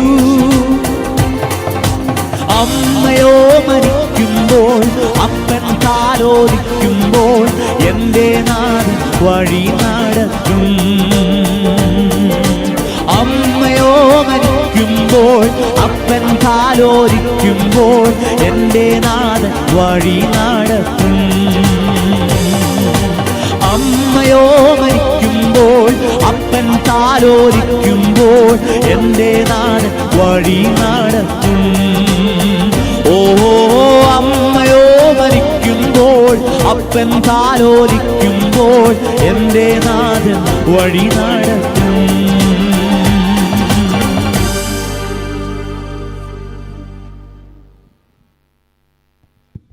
അർപ്പിച്ച സ്തോത്ര കാഴ്ചയ്ക്കായി നമുക്ക് ദൈവത്തോട് പ്രാർത്ഥിക്കാം. കർത്താവിന്റെ ദാസർ രജീഷ് ശാമുവേൽ അവർ മുമ്പോട്ട് വന്ന് പ്രാർത്ഥനയെ നമ്മെ സഹായിക്കും. നാളെ പകൽ 10 മണിക്ക് ഇവിടെ വെച്ച് പവർ കോൺഫറൻസ് ഉണ്ടായിരിക്കും. പ്രാർത്ഥനയോടെ ദൈവജനം കടന്നു വരിക. വൈകിട്ട് 6 മണിക്ക് പ്രാർത്ഥിച്ച് ഗാനശുശ്രൂഷ ആരംഭിക്കും. നാളെ രാത്രി കർത്താവിന്റെ ദാസൻ പാസ്റ്റർ അനീഷ് കാവാലം നമ്മോട് ദൈവത്തിൻ്റെ തിരുവചനം സംസാരിക്കും. പ്രാർത്ഥനാപൂർവ്വം നിങ്ങളുടെ സ്നേഹിതരുമായി കടന്നു വരാൻ ഒരു പ്രാവശ്യം ഓർപ്പിക്കുന്നു. പ്രിയ റജി പാസ്റ്റർ പ്രാർത്ഥന നമ്മെ സഹായിക്കും. ഞങ്ങളുടെ സ്വർഗത്തിലെ നല്ല പിതാവേ, നല്ല രാത്രിക്കായി ഞങ്ങൾ ദൈവത്തിന് സ്തോത്രം ചെയ്യുന്നു. ദൈവരാജ്യത്തിൻ്റെ വ്യാപ്തിക്കും കെട്ടുപണിക്ക് വേണ്ടി ഇന്ന് രാത്രി വിതയ്ക്കപ്പെട്ട സകല നന്മകളെയും ദൈവം അനുഗ്രഹിക്കണമേ എന്ന് പ്രാർത്ഥിക്കുന്നു. ദൈവജനത്തെ ദൈവം ആദരിക്കണമേ എന്ന് ദൈവത്തോട് അപേക്ഷിക്കുന്നപ്പാ. എല്ലാവരെയും ആദരിക്കുന്ന ദൈവത്തെ ഞങ്ങൾ വിശ്വസിക്കുന്നു. വലം കൈ ചെയ്യുന്നരുത്, ഇടം കൈ അറിയരുതെന്ന് ദൈവത്തിൻ്റെ വചനമുണ്ടല്ലോ എന്ന എല്ലാ ഹൃദയങ്ങളെയും അറിഞ്ഞ, എല്ലാ കരങ്ങളെയും അറിഞ്ഞ ദൈവത്തോട് ഞങ്ങൾ പ്രാർത്ഥിക്കുന്നു. സമൃദ്ധിയായ പ്രതിഫലം നൽകണമേ എന്ന് പ്രാർത്ഥിക്കുന്നപ്പാ. ഈ ദേശത്തിൻ്റെ വിടുതലിനും ഉണർവിനും ദൈവരാജ്യത്തിനു വേണ്ടി വിതയ്ക്കപ്പെട്ട എല്ലാവരെയും ആദരിക്കണമേ ദൈവത്തോട് അപേക്ഷിക്കുന്നു. വെറും കൈയോടെ ആരും തിരിച്ചയക്കരുത്.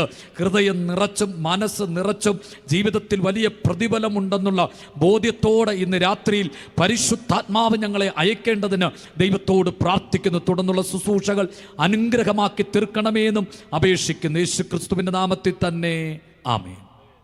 കർത്താവ് നമ്മുടെ പ്രാർത്ഥന കേട്ടതിനാൽ കരങ്ങൾ ഉയർത്തി ശക്തിയോടെ കർത്താവിനെ സ്തുതിക്കാം. ഹല്ലേലൂയ. ശക്തിയോടെ ഹല്ലേലൂയ. വളരെ പ്രാർത്ഥനാപൂർവമായിരിക്കാം. ശുശ്രൂഷയ്ക്കായി വിട്ട ദൈവദാസനെ ക്ഷണിക്കുന്നു. ദൈവവചനത്തിലേക്ക് തന്നെ നമ്മുടെ ശ്രദ്ധയെ വീണ്ടും തിരിക്കുകയാണ്. പ്രായലേഖനം 7:25 എൻ്റെ കർത്താവിനെ കുറിച്ച് പറഞ്ഞിരിക്കുന്ന അതിപ്രധാനമായിരിക്കുന്ന 6 കാര്യങ്ങൾ. അതിലൊന്നാമത്തെ കാര്യമാണ് ക്രിസ്തു മനുഷ്യർക്കൊരു മുഖാന്തരമാണ്. കഷ്ടപ്പെട്ടവർക്ക്, തകർന്നവർക്ക്, മരുന്നില്ലാത്ത രോഗത്താൽ ബാധിക്കപ്പെട്ടവർക്ക്, എല്ലാവരാലും തള്ളപ്പെട്ടവർക്ക്, ആർക്കും വിടുവിക്കാൻ കഴിയാത്ത മാരകമായ വിപത്തിനകത്തകപ്പെട്ടവർക്ക്, അവർക്കെല്ലാം മുഖാന്തരമായ ക്രിസ്തുവിനെ വേദപുസ്തകത്തിലും ലോക ചരിത്രത്തിലും നമുക്ക് കാണാൻ കഴിയുന്നുണ്ട്. ഞാൻ ആ ഭാഗത്തേക്ക് തിരിയാതെ യേശുവിനെക്കുറിച്ച്, കർത്താവിനെക്കുറിച്ച് ക്രിസ്തു കേന്ദ്രീകൃതമായി ഈ വാക്യത്തിൽ പറയുന്ന 2ാമത്തെ പദം നിങ്ങളുടെ ശ്രദ്ധയിലേക്ക് കൊണ്ടുവരാൻ. വാക്യം ഇങ്ങനെയാണ്: അതുകൊണ്ട് താൻ മുഖാന്തരമായി ദൈവത്തോട് അടുക്കുന്നവർക്ക് വേണ്ടി. 2ാമത് എഴുതുന്നവർക്ക് വേണ്ടി ഞാൻ പറയാം, മനുഷ്യനെ ദൈവത്തോട് അടുപ്പിക്കുന്ന ക്രിസ്തു. സ്തോത്രം. യേശുക്രിസ്തുവിൻ്റെ ഏറ്റവും വലിയ ദൗത്യം എന്താണ്? ക്രിസ്തു എന്തിനാണ് ലോകത്തിൽ വന്നത്? ഒരുപാട് പേരുടെ ഹൃദയത്തിനകത്ത് തെറ്റിദ്ധരിക്കപ്പെട്ട വസ്തുതയാണത്.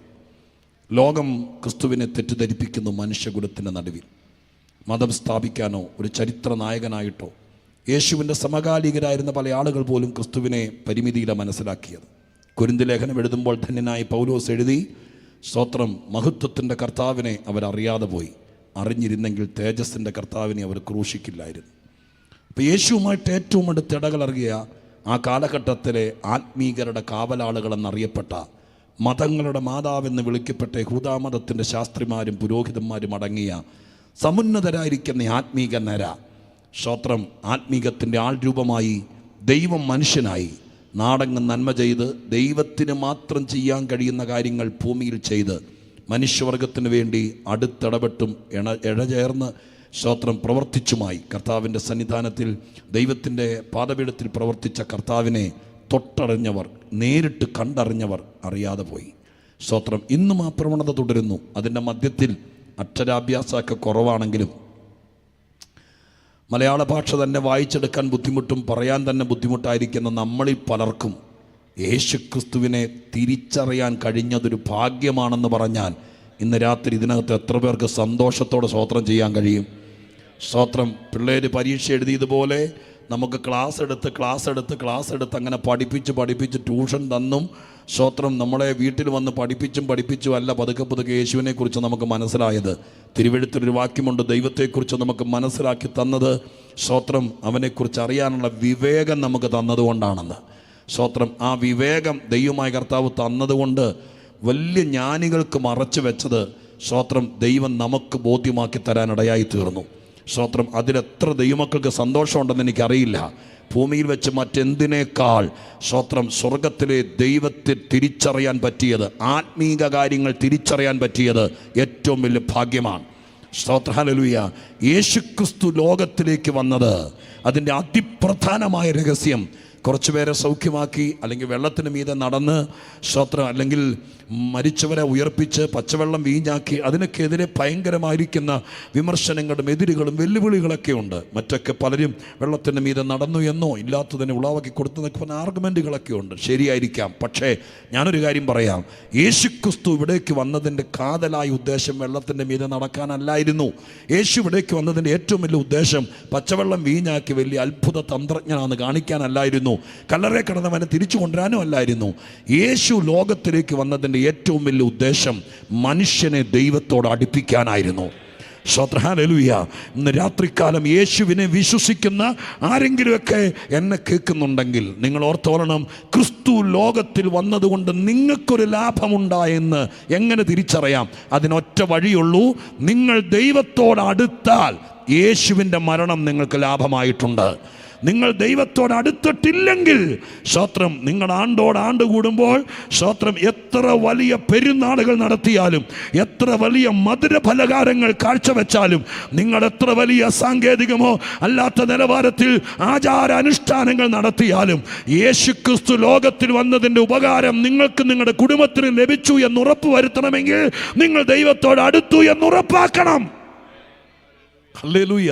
അതിൻ്റെ തെളിവുകളിലേക്കും കാര്യങ്ങളിലേക്കും നിങ്ങളെ നയിക്കാൻ വേണ്ടി കർത്താവിൻ്റെ കൃപയിൽ ഞാൻ ശരണപ്പെടുകയാണ്. കേൾക്കണേ പ്രിയപ്പെട്ടവരെ, നിങ്ങൾ വിശ്വസിച്ചാലും ഇല്ലെങ്കിലും എന്നെ ശ്രദ്ധിച്ച് കേൾക്കണം. നിങ്ങൾ പ്രത്യേകിച്ച് അകത്തും പുറത്തും ഒക്കെ നിൽക്കുന്ന ആളുകൾ വിമർശനാത്മക മനസ്സിലാണെങ്കിൽ പോലും സത്യത്തിൻ്റെ പരിജ്ഞാനത്തിനു വേണ്ടി നിങ്ങൾ ഈ കാര്യത്തെ ഗൗരവമായി ഞാൻ പറയുന്ന വാക്കുകൾ ശ്രദ്ധിക്കണമെന്ന് അപേക്ഷിക്കുകയാണ്. കേൾക്കൂ, ഈ ലോകത്തിൽ നമ്മൾ അംഗീകരിച്ചാലും അംഗീകരിച്ചില്ലെങ്കിലും സ്തോത്രം രണ്ട് അസാധാരണമായിരിക്കുന്ന മൂവ്മെൻറ്റുകൾ നടക്കുന്നുണ്ട്.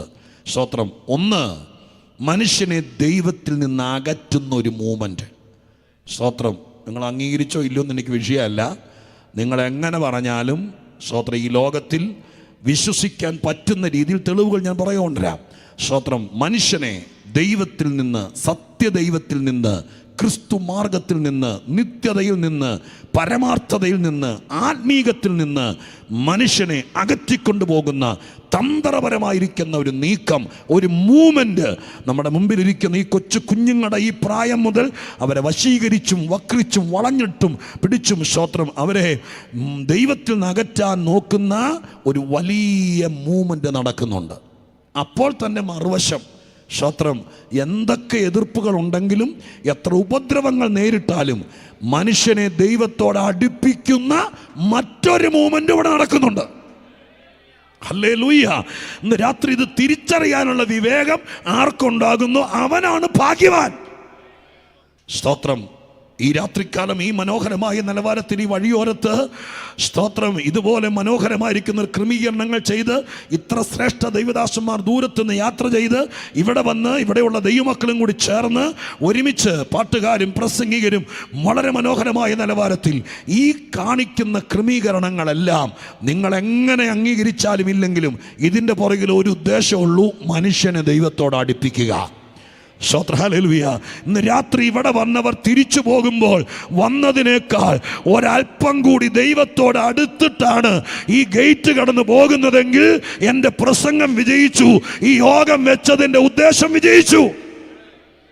അതുകൊണ്ട് ഇന്ന് രാത്രി നിങ്ങൾ ചിരിച്ചോ കരഞ്ഞോ കൈ ഉയർത്തിയോ മുമ്പോട്ട് വന്നോ ഇതൊന്നുമല്ല വിഷയം. സ്തോത്രം. ആളെണ്ണി നോക്കി റിപ്പോർട്ട് കൊടുക്കേണ്ട ഒരു യോഗമല്ലെന്ന് എനിക്കറിയാം. പക്ഷെ ഇരിക്കുന്ന ഇരിപ്പിൽ ദൈവസന്നിധിയിൽ നമ്മൾ പാടിയാലും പ്രസംഗിച്ചാലും ചിലരെ ദൈവത്തോട് അടുപ്പിക്കാൻ കഴിഞ്ഞാൽ അദ്ദേഹത്തെ പോലെ ധന്യനായ ഒരു മനുഷ്യൻ വേറെയില്ല. അതുകൊണ്ട് ഈ പ്ലാറ്റ്ഫോമിൽ ഇരിക്കുന്ന കർത്തൃദാസന്മാരും കർത്താവിന്റെ വേലയ്ക്ക് ചുമൽ കൊടുക്കുന്നവരും ഈ ശുശ്രൂഷയ്ക്കെല്ലാം കൈത്താങ്ങലാകുന്നവരോട് പറയാം, നമ്മൾ ചെയ്യുന്നത് ലോകത്തിൽ മറ്റാരും ചെയ്യാത്തതാണ്. ഇതിന്റെ പുറകിൽ ഒരു ലാഘവ ഉദ്ദേശമല്ല ഉള്ളത്. ഇതിന്റെ പുറകിലെ ഉദ്ദേശം മനുഷ്യനെ ദൈവത്തോട് അടുപ്പിക്കുക. മനുഷ്യനെ ദൈവത്തോട് അടുപ്പിക്കുക. ഞാൻ ആദ്യം പറഞ്ഞല്ലോ, മനുഷ്യനെ ദൈവത്തിൽ നിന്ന് അകറ്റുന്നൊരു മൂവ്മെന്റ് ഇവിടെ നടക്കുന്നുണ്ടെന്ന്. സ്തോത്രം. അതിനർത്ഥം ദൈവം ഇല്ലെന്ന് പറഞ്ഞുകൊണ്ട് ഒരുപക്ഷെ ഇവിടെ വന്നിട്ട് പ്രാർത്ഥിക്കാൻ പോകുന്ന ആളുകൾ വഴി പിടിച്ചു നിർത്തി ഒന്നും ആയിരിക്കുകയല്ല. അതല്ലാതെ തന്ത്രപരമായിട്ടാണ് മനുഷ്യനെ ആത്മീകതയിൽ നിന്നും ദൈവത്തിൽ നിന്നും അകറ്റുന്നത്. സ്തോത്രം. 2023 കാലഘട്ടത്തിലേക്ക് ഒരുപക്ഷെ നിങ്ങളുടെയൊക്കെ മൊബൈലിലേക്കും ഒക്കെ ഒരുപാട് ഗ്രൂപ്പുകളിലൊക്കെ വന്ന ഒരുപാട് ചെറിയ ചെറിയ മൊബൈൽ ക്ലിപ്പുകളുണ്ടായിരുന്നു. സ്തോത്രം. കൊച്ചു കുഞ്ഞുങ്ങൾ, സ്കൂളിൽ പോകുന്ന യൂണിഫോം ധാരികളായ പെൺകുട്ടികളടക്കമുള്ള എൻ്റെ മൊബൈലിലേക്ക് എൻ്റെ സഹോദരങ്ങൾ ആരൊക്കെയോ അതിനെ സീരിയസ് മനസ്സിലാക്കാൻ വേണ്ടി, ഒരു രസത്തിനും സന്തോഷത്തിനുമല്ല, പല രീതിയിൽ ഈ കാര്യങ്ങൾ സ്തോത്രം ഷെയർ ചെയ്യുന്നവരുണ്ട്. ചില ആളുകൾക്ക് ഇത് രസമാണ്. ആരുടെയെങ്കിലും കുഞ്ഞ് സ്തോത്രം ഈ വക നിലവാരത്തിനകത്ത് അതപ്പതിക്കുന്ന കണ്ടിട്ട് 100 പേരുടെ മുമ്പിൽ കാഴ്ചവെക്കുമ്പോൾ ഒരു സുഖമായിട്ട് കാണുന്നവരുണ്ട്. എന്നാൽ പ്രാർത്ഥനയ്ക്കും അതീവ ദുഃഖത്തോടും ആത്മീക കാര്യത്തിൽ ഇടപെടുന്ന ആളുകളെന്ന നിലയ്ക്ക് എന്തെങ്കിലും ഒരു പരിഹാരം ഇതിനുണ്ടാക്കാൻ പറ്റുമോ എന്നുള്ള ചിന്തയോടുകൂടെ എനിക്കും അയച്ചു തന്ന ചില ക്ലിപ്പുകൾ കണ്ടിട്ട് ഞാനും സങ്കടപ്പെട്ടിട്ടുണ്ട്, ദൈവത്തോട് പ്രാർത്ഥിച്ചിട്ടുണ്ട്, എന്തെങ്കിലും ചെയ്യാൻ പറ്റുമോ എന്ന് ശ്രമിച്ചിട്ടുണ്ട്. സ്തോത്രം. ഞാൻ പറഞ്ഞു വരുന്നത് 8ലും 9ലും ഒക്കെ പഠിക്കുന്ന കുഞ്ഞുങ്ങൾ, അവർക്ക് അവർ പഠിക്കുന്ന കലാലയങ്ങളുടെ സ്തോത്രം പരിസരത്ത് അവരുടെ അപ്പൻ്റെ പ്രായമുള്ള ആളുകൾ മയക്കുമരുന്നും മറ്റു തര കാര്യങ്ങളും കൊണ്ട് കൊടുക്കുന്നു. അവരത് ഉപയോഗിക്കുന്നു. സ്തോത്രം. നിഗൂഢമായി ആ നിലവാരത്തിൽ പുറത്തു പറയാൻ ലജ്ജയുള്ളതാണെങ്കിലും അതിനും മടിയില്ലാത്തൊരു സ്ഥിതിയിലേക്ക് ആധുനിക കാലഘട്ടത്തിലെ കുഞ്ഞുങ്ങൾ എത്തിയിരിക്കുന്നു. അത് വീഡിയോ എടുത്ത് അവർ തന്നെയായിരിക്കാം ഒരുപക്ഷെ സ്തോത്രം വാട്സാപ്പിലോ മറ്റു ഗ്രൂപ്പുകളിലോ ഫേസ്ബുക്കിലോ പോസ്റ്റ് ചെയ്യുന്നു. ഇതൊക്കെ എത്ര നീചമായ കാര്യമാണ്. ഇതിനെല്ലാം പുറകിൽ സ്തോത്രം ഇവർക്കിതെല്ലാം കൊടുക്കാൻ വേണ്ടി ഒരു വലിയ റാക്കറ്റ് തന്നെ മൂവ് ചെയ്യുന്നു.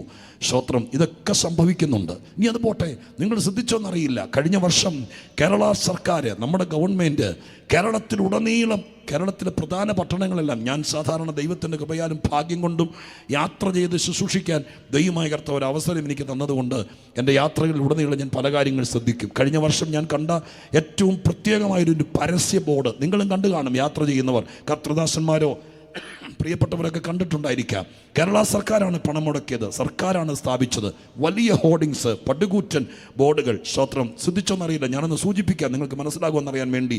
വെള്ളപ്രതലത്തിലാണ് സ്തോത്രം. അതിനകത്ത് പിക്ചർ ഒരു ശവപ്പെട്ടിയാണ്, ഒരു കറുത്ത ശവപ്പെട്ടി, നടുക്ക് ചുമന്ന സ്തോത്രം ഉള്ളുള്ള ഒരു പെട്ടി. അതിനകത്ത് ഒറ്റ വാചകം എഴുതിയിട്ടുള്ളൂ. ആ വാചകം ഇതാണ്: സ്തോത്രം, ലഹരി നിത്യമരണത്തിലേക്ക് എത്തിക്കും. നിങ്ങൾ കണ്ടായിരുന്നൊന്നറിയല്ല. പിന്നെ സ്വർണ്ണ കമ്പനിയുടെയും സാരിയുടെയും മാത്രം പരസ്യം കണ്ടുകൊണ്ട് നടക്കുന്നവർ ചിലപ്പോൾ ഇതൊന്നും ശ്രദ്ധിച്ച് കാണുകയല്ല. അങ്ങനെയുള്ളവർക്ക് ഇത് വലിയ കാര്യമായിരിക്കുകയല്ല. സ്തോത്രം. ഈ പരസ്യം വളരെ ശ്രദ്ധേയമായിരുന്നു. ഒന്നല്ല, സ്തോത്രം, കാസർഗോഡ് മുതൽ പാറശാല വരെ അനേക സ്ഥലങ്ങളിൽ സർക്കാർ ലക്ഷക്കണക്കിന് രൂപ മുടക്കി ഗവൺമെൻറ് അത് സ്ഥാപിച്ചു. എന്താണ് കേരള സർക്കാരിനെ കഴിഞ്ഞ വർഷം അങ്ങനെ ഒരു ബോർഡ് സ്ഥാപിക്കാൻ നിർബന്ധിച്ചത്? സ്തോത്രം. കാര്യത്രയേ ഉള്ളൂ. പിടിച്ചെടുത്ത് നിൽക്കാത്ത നിലവാരത്തിൽ സ്തോത്രം കാര്യങ്ങൾ കൈവിട്ടു പോകുന്നത് പോലെ എത്ര കൺട്രോൾ ചെയ്തിട്ടും ആളുകളെ ലഹരിക്കും മദ്യത്തിനും അതും പ്രായമില്ലാത്ത നിലവാരത്തിൽ സ്തോത്രം കൊണ്ടുപോയി തളച്ചിടുന്നൊരു പ്രവണതയിലേക്ക് എത്തിയപ്പോൾ ബോധവൽക്കരണത്തിന് വേണ്ടി സർക്കാർ ചെയ്ത ക്രമീകരണങ്ങളാണ്. ഒരുമാതിരിപ്പെട്ട എല്ലാ മീഡിയകളും സ്തോത്രം കഴിഞ്ഞ വർഷം ഇതിനെതിരെ വളരെ വളരെ ശക്തമായിട്ട് പോരാടി. പൗരുഷൻ TV ആ കാര്യത്തിൽ വളരെ ശക്തമായിട്ട് ഇടപെട്ടത് ഓർക്കുന്നു. ജാഗ്രത എന്നൊരു ശുശ്രൂഷ ഇന്നും ആഴ്ചയിൽ ഒരിക്കൽ പൗരുഷനിൽ നടക്കുന്നുണ്ട്. സ്തോത്രം. വാസ്തവത്തിൽ അത് തുടങ്ങിയത് കേരള സർക്കാരിനോട് പ്രതിബദ്ധതയോടെ ലഹരിക്ക് വിരുദ്ധമായി നമ്മുടെ പൊന്നോമന കുഞ്ഞുങ്ങളെ സ്തോത്രം സ്കൂളിലേക്ക് സ്നേഹത്തോടെ ഭാവി പ്രതീക്ഷിച്ച് വിടുമ്പോൾ അവർ ചെന്ന് വീഴാവുന്ന വലിയ കുരുക്കുകൾക്കകത്ത് വീഴാതിരിക്കാൻ കുഞ്ഞുങ്ങളെയും മാതാപിതാക്കളെയും ബോധവൽക്കരിക്കാൻ വേണ്ടി കുടുംബം ഭദ്രമാകാൻ, കുഞ്ഞുങ്ങൾ മാന്യരാകാൻ, സ്തോത്രം സ്വർഗത്തിലെത്താനൊക്കെയുള്ള വഴികൾ സ്തോത്രം ആ ചാനൽ, മറ്റ് പല ചാനലുകളും യൂട്യൂബ് ചാനലുകളും സമൂഹത്തിൻ്റെ പരിഷ്കർത്താക്കളായിരിക്കുന്ന ആളുകളൊക്കെ അത് ചെയ്തു. ഞാൻ ചോദിക്കുന്നു, എന്തിനാണ് ഇത്ര തത്രപ്പാടിൽ ഇത്ര പ്രകമ്പന നിലവാരത്തിൽ ഈ കാര്യങ്ങൾ ചെയ്തത്? സ്തോത്രം ഒറ്റ കാര്യമുള്ളൂ. അതിൻ്റെ രത്നച്ചുരുക്കം ഞങ്ങൾ ആത്മീക ഭാഷയെ പറഞ്ഞാൽ, ഇവിടെ മനുഷ്യനെ ദൈവത്തിൽ നിന്ന് അകറ്റുന്ന ഒരു ശക്തി വ്യാപരിക്കുന്നുണ്ട്. സ്തോത്ര ഹല്ലേലൂയ. ദൈവത്തിൽ നിന്ന് അകലുന്നതാണ് കുടുംബത്തിൽ നിന്ന് അകലുന്നത്, അപ്പനിൽ നിന്ന് അമ്മയിൽ നിന്ന് അകലുന്നത്, ഭാര്യ ഭർത്തൃ ബന്ധത്തിൽ നിന്ന് അകലുന്നത്, സ്തോത്രം പള്ളിയിൽ നിന്ന് അകലുന്നത്, വേദപുസ്തകത്തിൽ നിന്ന് അകലുന്നത്. ഇതിനെല്ലാം കാരണം മനുഷ്യനിൽ നിന്ന് അകലുന്നത്. എത്രയോ പേരുടെ പ്രാർത്ഥനാ വിഷയങ്ങൾ ഞങ്ങളൊരു ദിവസം കേൾക്കുന്നതെന്ന് അറിയാമോ? കേൾക്കുന്നതിൽ ഒരു 10-12% പ്രാർത്ഥനാ വിഷയങ്ങൾ. സ്തോത്രം ഇവിടുന്ന് പഠിപ്പിച്ച് 12ാം ക്ലാസ് കഴിഞ്ഞ് സ്തോത്രം വളരെ സന്തോഷത്തോടെ പറഞ്ഞയച്ച പല മക്കളും മിടുക്കരായിരുന്നവർ, സൺഡേ സ്കൂളിൽ മുൻപിലായിരുന്നവർ, അതല്ലെങ്കിൽ ഇവിടുത്തെ വീട്ടുകാര്യങ്ങളൊക്കെ സ്മാർട്ടായിരുന്നവർ, ഇന്ത്യയിലെ ഏതെങ്കിലും പ്രധാനപ്പെട്ട മെട്രോപൊളിറ്റൻ സിറ്റിയിൽ സ്തോത്രം പഠിക്കാൻ പോയിട്ട് അവിടെ ചെന്ന് പഠിച്ച് അവിടുത്തെ ഏതൊക്കെയോ നൂലാമാലകൾ അകപ്പെട്ടിട്ട് നാട്ടിൽ വന്നിട്ട് പഠനം വേണ്ട, മുറിവിട്ട് പുറത്തിറങ്ങില്ല, അകത്തെ മുറിയിൽ ഒറ്റപ്പെട്ട് ഏകാന്തത ഇഷ്ടപ്പെടുന്നു, ഷേവ് ചെയ്യുന്നില്ല, കുളിക്കുന്നില്ല, സമയത്ത് ആഹാരം കഴിക്കുന്നില്ല. മാതാപിതാക്കളുടെ പരാതിയാണ്. അവൻ വീട്ടിൽ നിന്ന് അകന്നു, മനുഷ്യത്വത്തിൽ നിന്ന് അകന്നു. എന്നെ കേൾക്കുന്ന പ്രിയപ്പെട്ടവരെ, ഒരു അല്ലെങ്കിൽ ഒരു സൈക്കോളജിസ്റ്റ് ആയിരിക്കുന്ന ആള് ഈ കാര്യങ്ങൾ കൈകാര്യം ചെയ്താൽ അതിൻ്റെ ഭാഷ അതായിരിക്കും. പക്ഷേ ഒരു സുവിശേഷകൻ എന്ന നിലയ്ക്ക് കുമളിയുടെ അടിവാരത്ത് നിന്നുകൊണ്ട് ഞാൻ ഇന്ന് രാത്രികാലം പറയാം, ഇതിൻ്റെ മുഴുവൻ കാരണം മനുഷ്യൻ ദൈവത്തോട് അകലുന്നതാണ്. ഇത് പറയാൻ ഒരു സർക്കാർ ഇവിടെ തയ്യാറാകില്ല, ഇത് പറയാൻ ഒരു പാർട്ടി ഇവിടെ തയ്യാറാകില്ല. എന്നാൽ മാനവ കുടുംബത്തിൻ്റെ സകല തകർച്ചയ്ക്കും കാരണം മനുഷ്യൻ ദൈവത്തോട് അകന്നതാണ്. ഇന്നും മനുഷ്യനെ ദൈവത്തോട് അകറ്റാൻ തന്ത്രപരമായി ദുഷ്ടലോകത്തിന് പലരെ സാത്താൻ അധികാരപ്പെടുത്തിയിരിക്കുമ്പോൾ ഈ രാത്രികാലം ഞങ്ങൾ ഇവിടെ ചെയ്യുന്നത്, ഏതെങ്കിലും വിധേന ചിലരെ മനുഷ്യരെ ദൈവത്തോട് അടുപ്പിച്ചാൽ അവന്റെ കുടുംബം രക്ഷപ്പെടും, അവന്റെ കുടുംബ ജീവിതം രക്ഷപ്പെടും, അവന്റെ തലമുറ രക്ഷപ്പെടും, അവന്റെ സന്തതി രക്ഷപ്പെടും. അതുകൊണ്ടാണ് മനുഷ്യൻ ദൈവത്തോട് അടുക്കണമെന്ന് വേദപുസ്തകം പഠിപ്പിക്കുന്നത്. അകലുന്തോറും നാശം സംഭവിക്കുന്നു. സ്തോത്രം ഹല്ലേലൂയ. അകലുന്തോറും തകർച്ച സംഭവിക്കുന്നു. മനുഷ്യനെ ദൈവത്തോട് അടുപ്പിക്കുന്നവനാണ്. എന്നെ കേൾക്കുന്ന പ്രിയപ്പെട്ടവരെ, സ്തോത്രം വേദപുസ്തകത്തിലെ ഏറ്റവും വലിയ വിഷയമാണ്. ഞാൻ ആദ്യം പറഞ്ഞല്ലോ, 100 കണക്കിന് വിഷയം സ്തോത്രം നിബിഡമായിരിക്കുന്നൊരു പുസ്തകമാണ് വിശുദ്ധ ബൈബിൾ. അതിലെ ഏറ്റവും പ്രധാനപ്പെട്ട വിഷയമാണ് ദൈവത്തോട് അടുക്കുക എന്നത്. ഹല്ലേലൂയ. ബൈബിളിലേറെ നല്ലത് എന്ന് പറയപ്പെട്ടിരിക്കുന്ന ചില വാക്യങ്ങളുണ്ട്. അതിലൊരു വാക്യമാണ്, ദൈവത്തോടടുത്തിരിക്കുന്നത് എനിക്കേറെ നല്ലത്.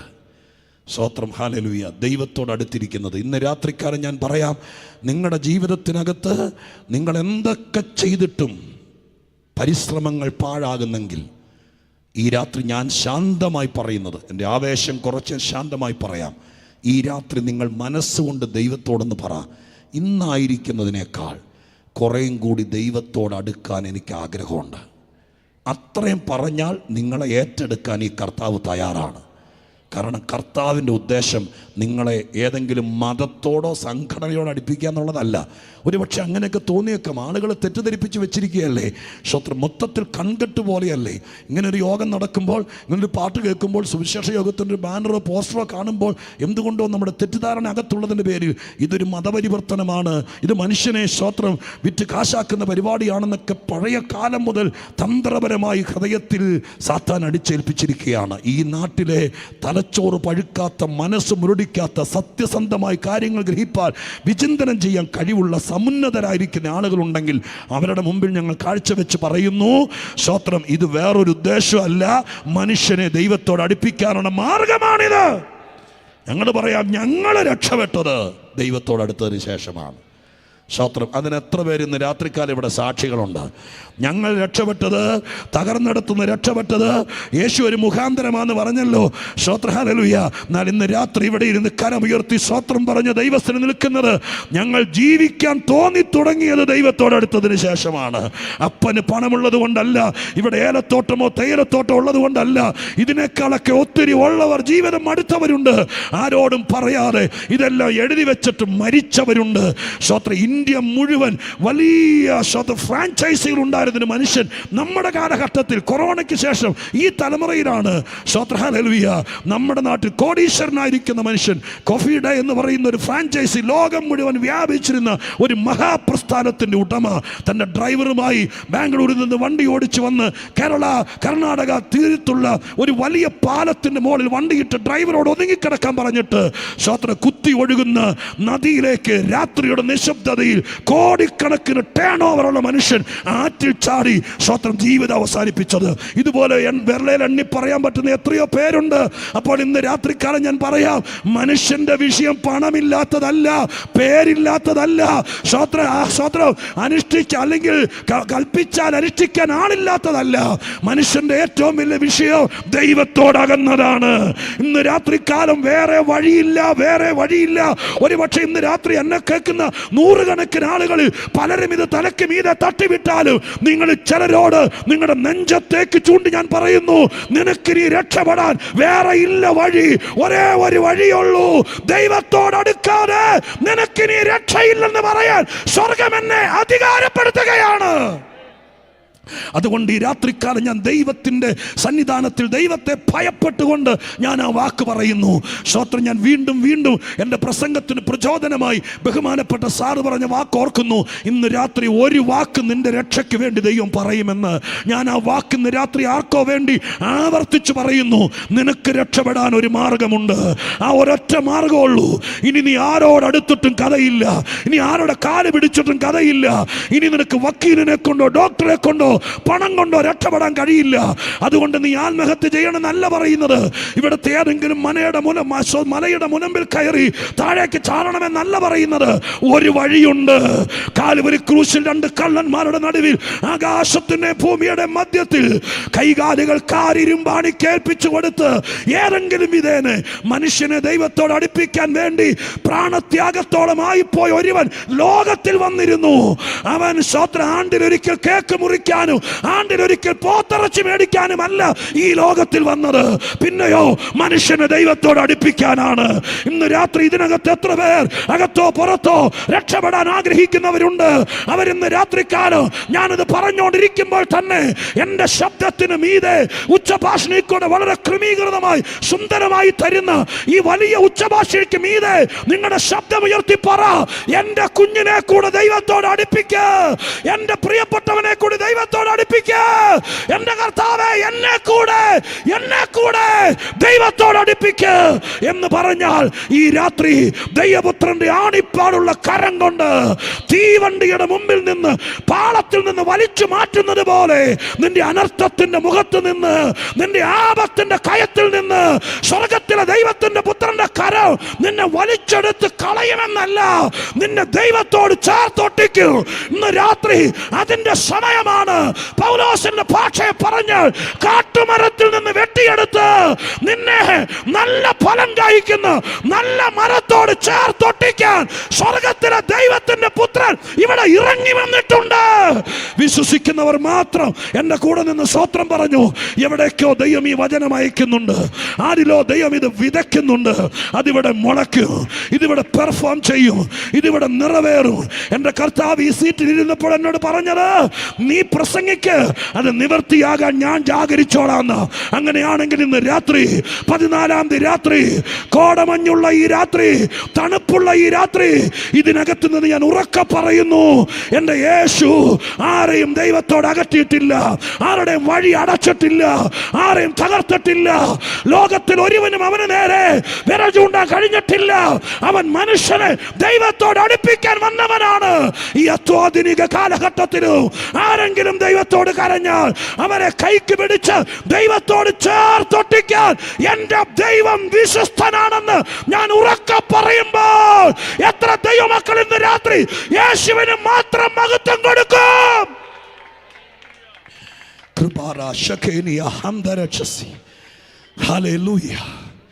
സ്തോത്രം ചെയ്യുന്നു. വളരെ തന്ത്രപരമായി മനുഷ്യനെ ദൈവത്തോട് അകറ്റാൻ നമ്മൾ അറിയാത്തവരെ വോളണ്ടിയേഴ്സിനെ പോലെ നമ്മുടെ നാട്ടിലൊക്കെ അയക്കുന്നുണ്ട്. സ്തോത്രം, ഹല്ലേലൂയ. ഉദാഹരണത്തിന് ഇപ്പം നിങ്ങളെ ഞാൻ പറയാം, ഞാനിപ്പോൾ ഇതിനകത്ത് ദൈവത്തോട് അടുപ്പിക്കുന്നവരാണ് അകറ്റുന്നവരാണെന്ന് അറിയാൻ വേണ്ടിയിട്ട് ഞാൻ പെട്ടെന്നൊരു ഉദാഹരണം പറയാം.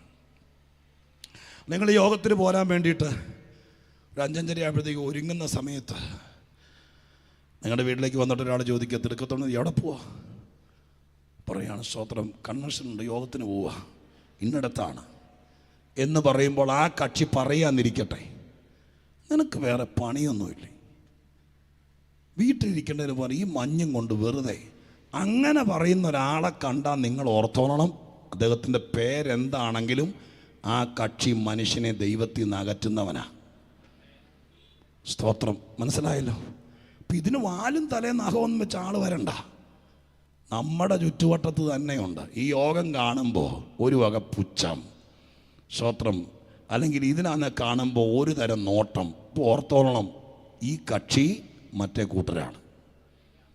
സ്തോത്രം. എന്നാൽ നിങ്ങളുടെ വീടിൻ്റെ വാതിക്കൽ ആരെങ്കിലും നിങ്ങളെ ദൈവത്തോട് അടുപ്പിക്കാൻ യേശുക്രിസ്തുവിൻ്റെ മാർഗത്തിൻ്റെ വക്താവായി നിങ്ങളുടെ വാതിലിൽ മുട്ടിയിട്ട് സ്നേഹത്തോടെ 10 മിനിറ്റ് ചോദിച്ചു വാങ്ങി, സ്തോത്രം, ഈ ജീവിതം ദൈവത്തിൻ്റെ ദാനമാണ്, ഇത് വേഗത്തിൽ തീരും, ഇവിടെ വെച്ച് നിങ്ങൾ അറിയേണ്ടതറിയാതെ പോയാൽ നിങ്ങളുടെ ജീവിതത്തിൻ്റെ നിത്യത നഷ്ടമാകും, അത് പറയാൻ വേണ്ടി വന്നതാണെന്നും പറഞ്ഞ് അച്ചടിച്ചൊരു ലഘുലേഖ നിങ്ങളുടെ കയ്യിൽ കൊണ്ട് തന്നാൽ നിങ്ങൾ ഓർത്തോളണം, അയാൾ നിങ്ങളെ ദൈവത്തോട് അടുപ്പിക്കാൻ വന്നതാണ്.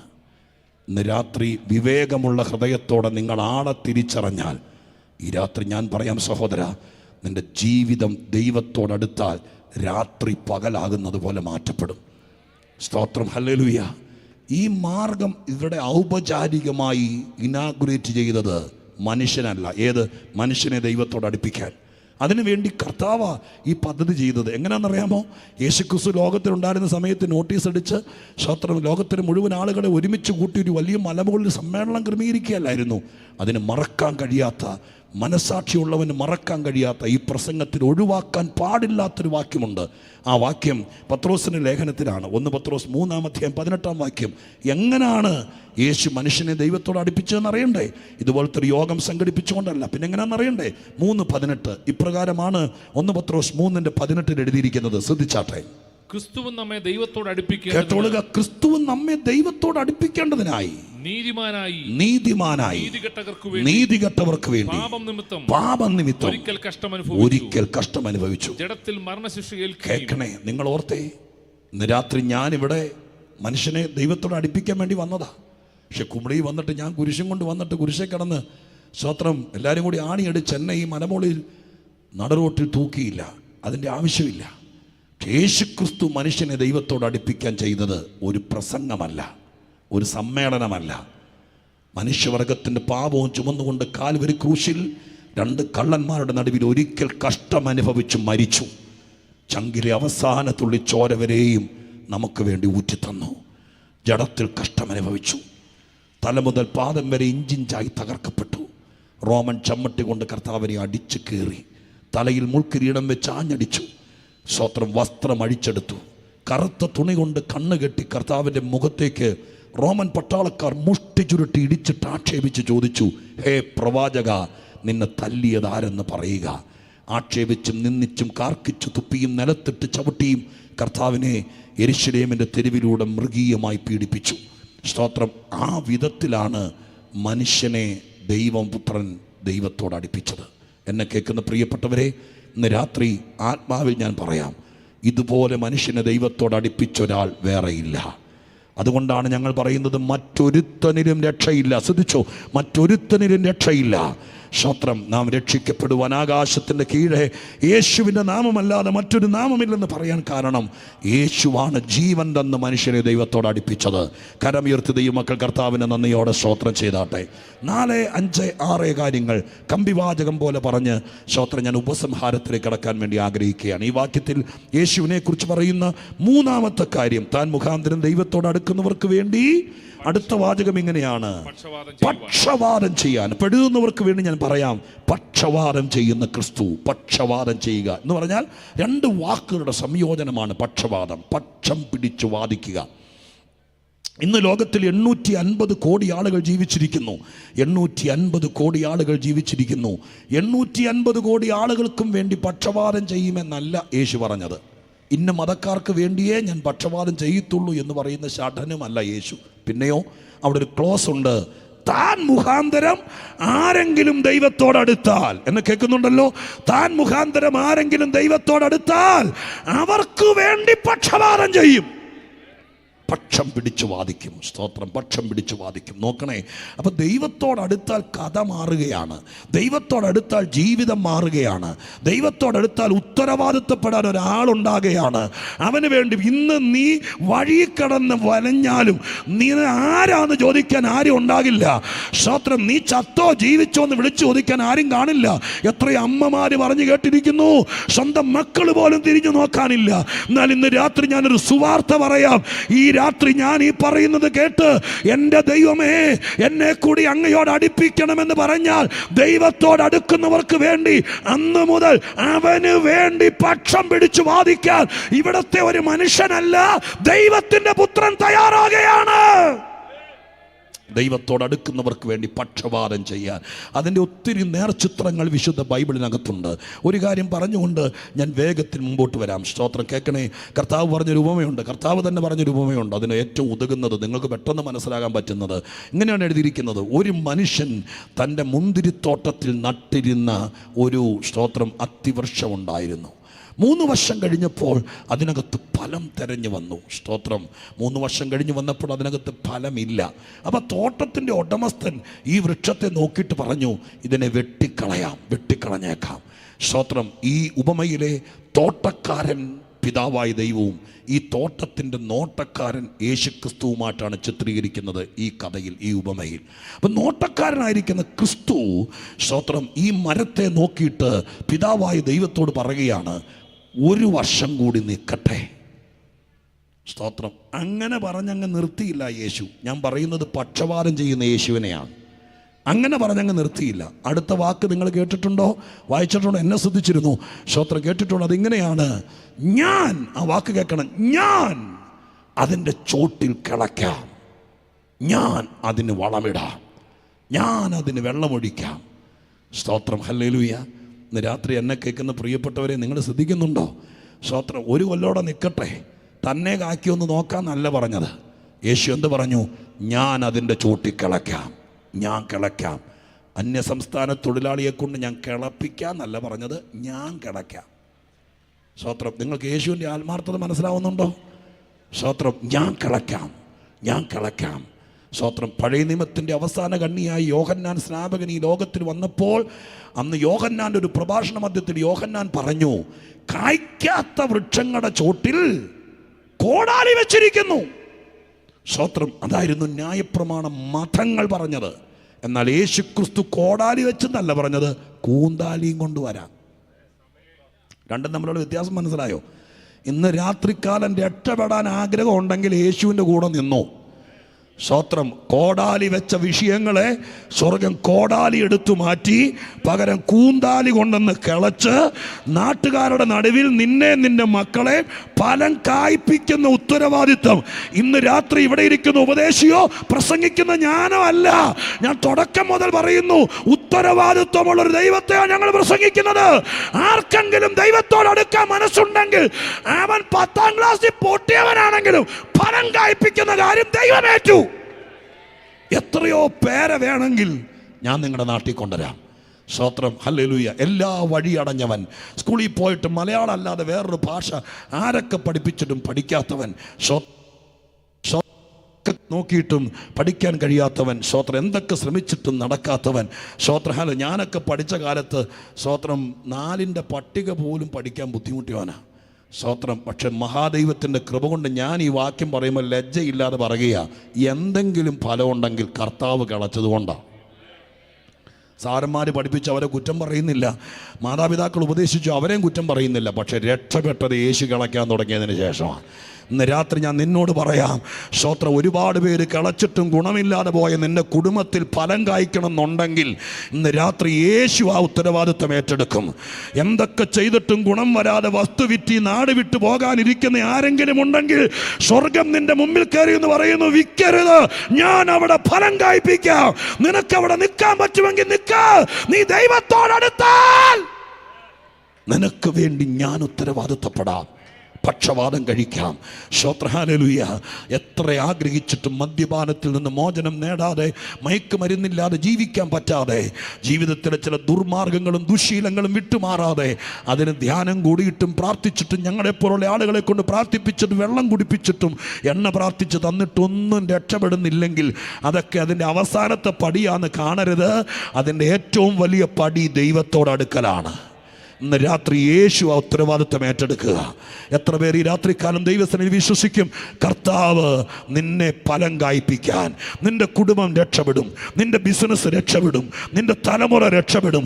10 വട്ടം പരീക്ഷ എഴുതിയിട്ടും ജയിക്കാത്ത നിന്റെ സന്തതിയെ എൻ്റെ യേശു കരകയറ്റി വിടും. അതിനൊരു മാർഗമേ ഉള്ളൂ. സ്തോത്രം, ഹല്ലേലൂയ. നീ ദൈവത്തോടടുക്കുക. നാലാമത്തെ കാര്യം സ്തോത്രം. മൂന്നാമത്തെ കാര്യം പക്ഷവാതം ചെയ്യുന്ന ക്രിസ്തു. നാലാമത്തെ കാര്യം അടുത്ത വാചകത്തിൽ എഴുതിയിരിക്കുന്നത് ഇങ്ങനെയാണ്: പക്ഷവാതം ചെയ്യാൻ സദാ ജീവിക്കുന്ന ക്രിസ്തു. നാലാമത്തെ പോയിന്റ്, സദാ ജീവിക്കുന്ന ക്രിസ്തു. മലയാളത്തിൽ ഭംഗിയുള്ളൊരു വാചകമാണ്. അർത്ഥത്തിന് തനതായ തനിമയുണ്ട്. ഒരു ശോധനയും ഒരു കുറവും അർത്ഥത്തിൽ വന്നിട്ടില്ല. സ്തോത്രം. സദാ ജീവിക്കുന്നവൻ എന്നത് ദൈവശാസ്ത്രത്തിലെ, ക്രിസ്തുശാസ്ത്രത്തിലെ പരമാധികാരമായിരിക്കുന്നൊരു വാക്കാണ്. പക്ഷെ വേദപുസ്തകത്തിൻ്റെ ഒറിജിനൽ ഭാഷയിൽ ആ വാക്കിന് മറ്റൊരു പ്രയോഗമുണ്ട്. ആ വാക്ക് ഒരുപക്ഷെ പറയുമ്പോൾ നിങ്ങൾ ചിലർക്കെങ്കിലും മനസ്സിലാകും. സ്തോത്രം, ഹല്ലേലൂയ.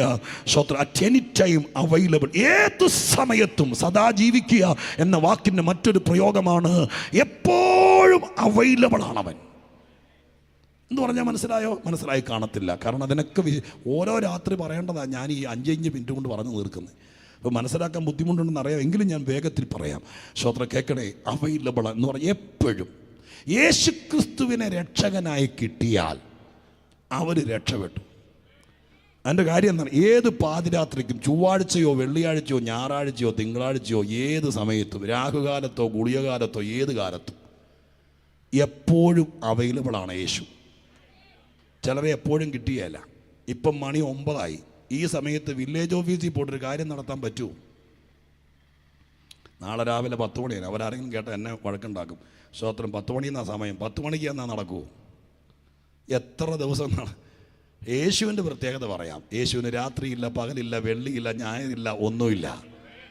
നീ കുഴി കിടന്ന് കരയുമ്പോഴും യേശു അവൈലബിളാണ്. ഇടനിലക്കാരൻ ഇല്ലാതെ നിനക്ക് ദൈവത്തോടടുക്കാമെങ്കിൽ അഖിലാണ്ടത്തിൻ്റെ സൃഷ്ടാവ് നീ വിളിച്ചാൽ അവൈലബിളാണ്. ശരിക്കും ഉള്ള കാര്യം ഉള്ളതോട് പറഞ്ഞാൽ ദൈവത്തോടടുത്താൽ പിന്നെ ഞങ്ങളെപ്പോലത്തെ ഒരു ഉപദേശിയുടെ ഫോൺ നമ്പറും കൊണ്ട് നടക്കണ്ട. അത് പിന്നെ എല്ലാവരും പറയില്ലായിരിക്കും. ഞാൻ പച്ചയ്ക്ക് പറയുന്നു.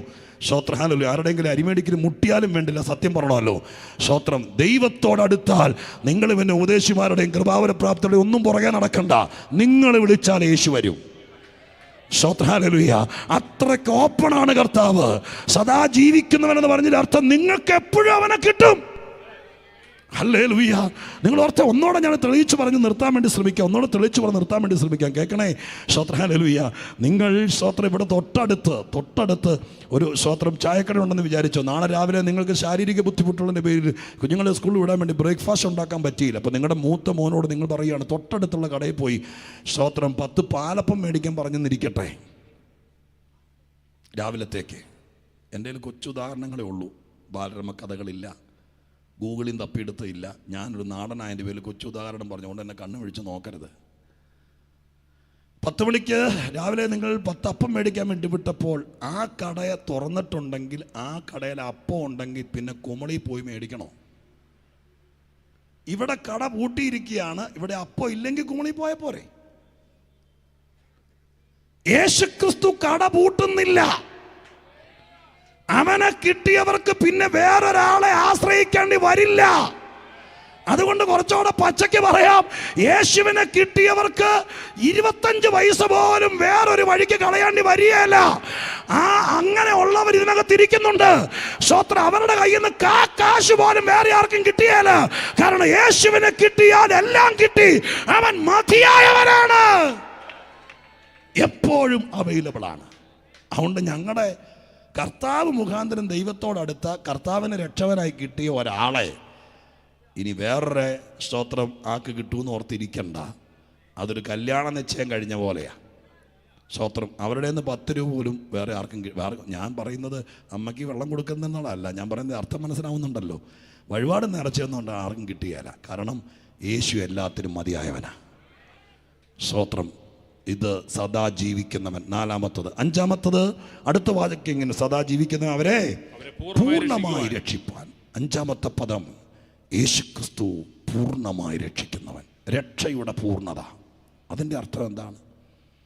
ഇന്ന് രാത്രി ഞാൻ ഇത്ര നേരം ഇതൊക്കെ പറഞ്ഞു. രോഗം മാറും, കഷ്ടം മാറും, മരിച്ചവനെ ഉറപ്പിക്കും, സ്തോത്രം, ലാസർ വന്നു, യായിറോസിൻ്റെ കൊച്ചു വന്നൊക്കെ ശരിയാണ്. ഈ രാത്രി ക്യാൻസർ 4th സ്റ്റേജ് ആയിട്ട് ഒരാൾ ഇവിടെ ഉണ്ടെങ്കിൽ ദൈവമായ കർത്താവിനെ സൗഖ്യമാക്കാൻ കഴിയും.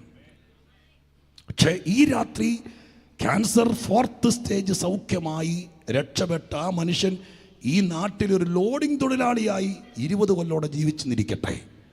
പക്ഷെ ക്യാൻസർ രക്ഷപ്പെട്ട് ഇവിടെ ജോലി ചെയ്താലും അത് രക്ഷയുടെ പൂർണ്ണതയല്ല. സ്തോത്രം. ആ വിഷയത്തിൽ നിന്ന് രക്ഷയായി. രക്ഷയുടെ പൂർണ്ണതയെന്ന് ബൈബിൾ പറയുന്നത് ഇവിടുത്തെ ജീവിതം തികച്ചങ്ങ് സ്വർഗത്തിലെത്തണം. അവിടെ എത്തുമ്പോഴാണ് രക്ഷ പൂർണ്ണമാകുന്നത്. ഇവിടെ പ്രാർത്ഥിച്ചപ്പോൾ കൊച്ചിനെ കിട്ടി, പ്രാർത്ഥിച്ചപ്പോൾ വീട് കിട്ടി, സ്തോത്രം, കർഷക ലോൺ എഴുതി തള്ളി, ഞങ്ങൾ ഉപവാസം എടുത്തപ്പോൾ എന്നൊക്കെ പറഞ്ഞത് താൽക്കാലികമാണ്. അതൊക്കെ നടന്നത് സത്യമാണ്. പക്ഷെ അതൊന്നും പൂർണ്ണതയല്ല. ഇവിടുത്തെ ലോൺ എഴുതി തള്ളിയിട്ട് അങ്ങ് നരകത്തിൽ കിടക്കേണ്ട വന്നാലോ? തീർന്നില്ലേ? സ്തോത്രം. അപ്പം അതിനേക്കാൾ നല്ലത് യേശുക്രിസ്തുവിന് മാത്രമാണ് രക്ഷയുടെ പൂർണ്ണതയിലെത്തിക്കാൻ പറ്റുള്ളൂ.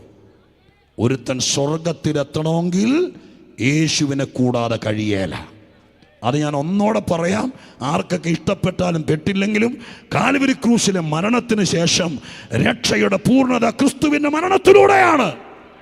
അവർക്ക് മാത്രമേ നിത്യതയിലെത്താൻ കഴിയത്തുള്ളൂ. വിശദീകരിക്കാൻ അധികമുള്ളതാണെങ്കിലും ഞാൻ നിർത്താൻ നിർബന്ധിതനാകുന്നു. 6-മത്തെ കാര്യം, അവസാനത്തെ പദമാണ്. ആ പദം ഇങ്ങനെ എഴുതിയിരിക്കുന്നത്, പൂർണ്ണമായി രക്ഷിപ്പാൻ പ്രാപ്തനായ ക്രിസ്തു. പ്രാപ്തനായ ക്രിസ്തു. പ്രാപ്തനായ ദൈവത്തെക്കുറിച്ച് പറഞ്ഞാൽ തീരെയല്ല.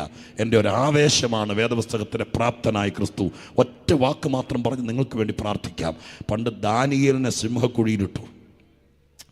ഒരു രാജാവ്, നല്ലവനായിരുന്നു അദ്ദേഹം, സ്തോത്രം. രാത്രി വരെ അയാൾ ശ്രമിച്ചു രാജാവിനെ, ദാനിയേലിനെ എങ്ങനെയെങ്കിലും ഊരിയെടുക്കാൻ. നടന്നില്ല. ഭൂരിപക്ഷം മറ്റേ കക്ഷിക്കായിരുന്നു. അതുകൊണ്ട് രാജാവ് തന്നെ സുല്ലിടേണ്ടി വന്നു. സിംഹഗുഹയ്ക്കകത്തേക്കിട്ടു. രാജാവ് കൈവിട്ടാലും സേവിക്കുന്ന ദൈവം കൈവിടത്തില്ല എന്നുള്ളത് സത്യമല്ലേ? ഞാനൊരു വാക്ക് പറഞ്ഞ് മൈക്ക് താത്തി വെക്കാൻ പോവാ. യേശുവിനെ സ്നേഹിച്ചാൽ നിങ്ങളെ ആരൊക്കെ കൈവിട്ടാലും എൻ്റെ കർത്താവ് ഒരിക്കലും കൈവിടിയല്ല.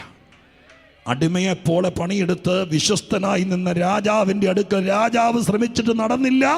രാജാവ് സുല്ലു പറഞ്ഞു. പക്ഷേ സ്വർഗത്തിലെ ദൈവം സുല്ലു പറയേല. സ്തോത്രം. ഇന്ന് രാത്രിക്കാലം ഒരു വാക്യം യേശുവിനെ കുറിച്ച് എഴുതിയിട്ടുണ്ട്, അവൻ ന്യായവിധി ജയത്തോളം നടത്തുമെന്ന്. എൻ്റെ അർത്ഥം, നീ ജയിക്കുന്നവരെ അവൻ പോരാടിക്കൊണ്ടിരിക്കും. സ്തോത്രം. യേശു മുഖാന്തരം ദൈവത്തോടടുത്ത നേരം വെളുത്തപ്പോൾ രാജാവ്, ഉറക്കം വരാത്ത രാജാവ്, സ്തോത്രം, സിംഹ ഗുഹയുടെ വാതിക്കൽ വന്നിട്ട് ദുഃഖശബ്ദത്തോടെ ദാനിയേലിനെ വിളിച്ചു. പെട്ടെന്ന് ദാനിയേൽ ദുഃഖശബ്ദത്തോടെയല്ല, സന്തോഷത്തോടെ പ്രസന്നവദനായി മറുപടി പറഞ്ഞു, രാജാവ് ദീർഘായുസ്സോടിരിക്കട്ടെ.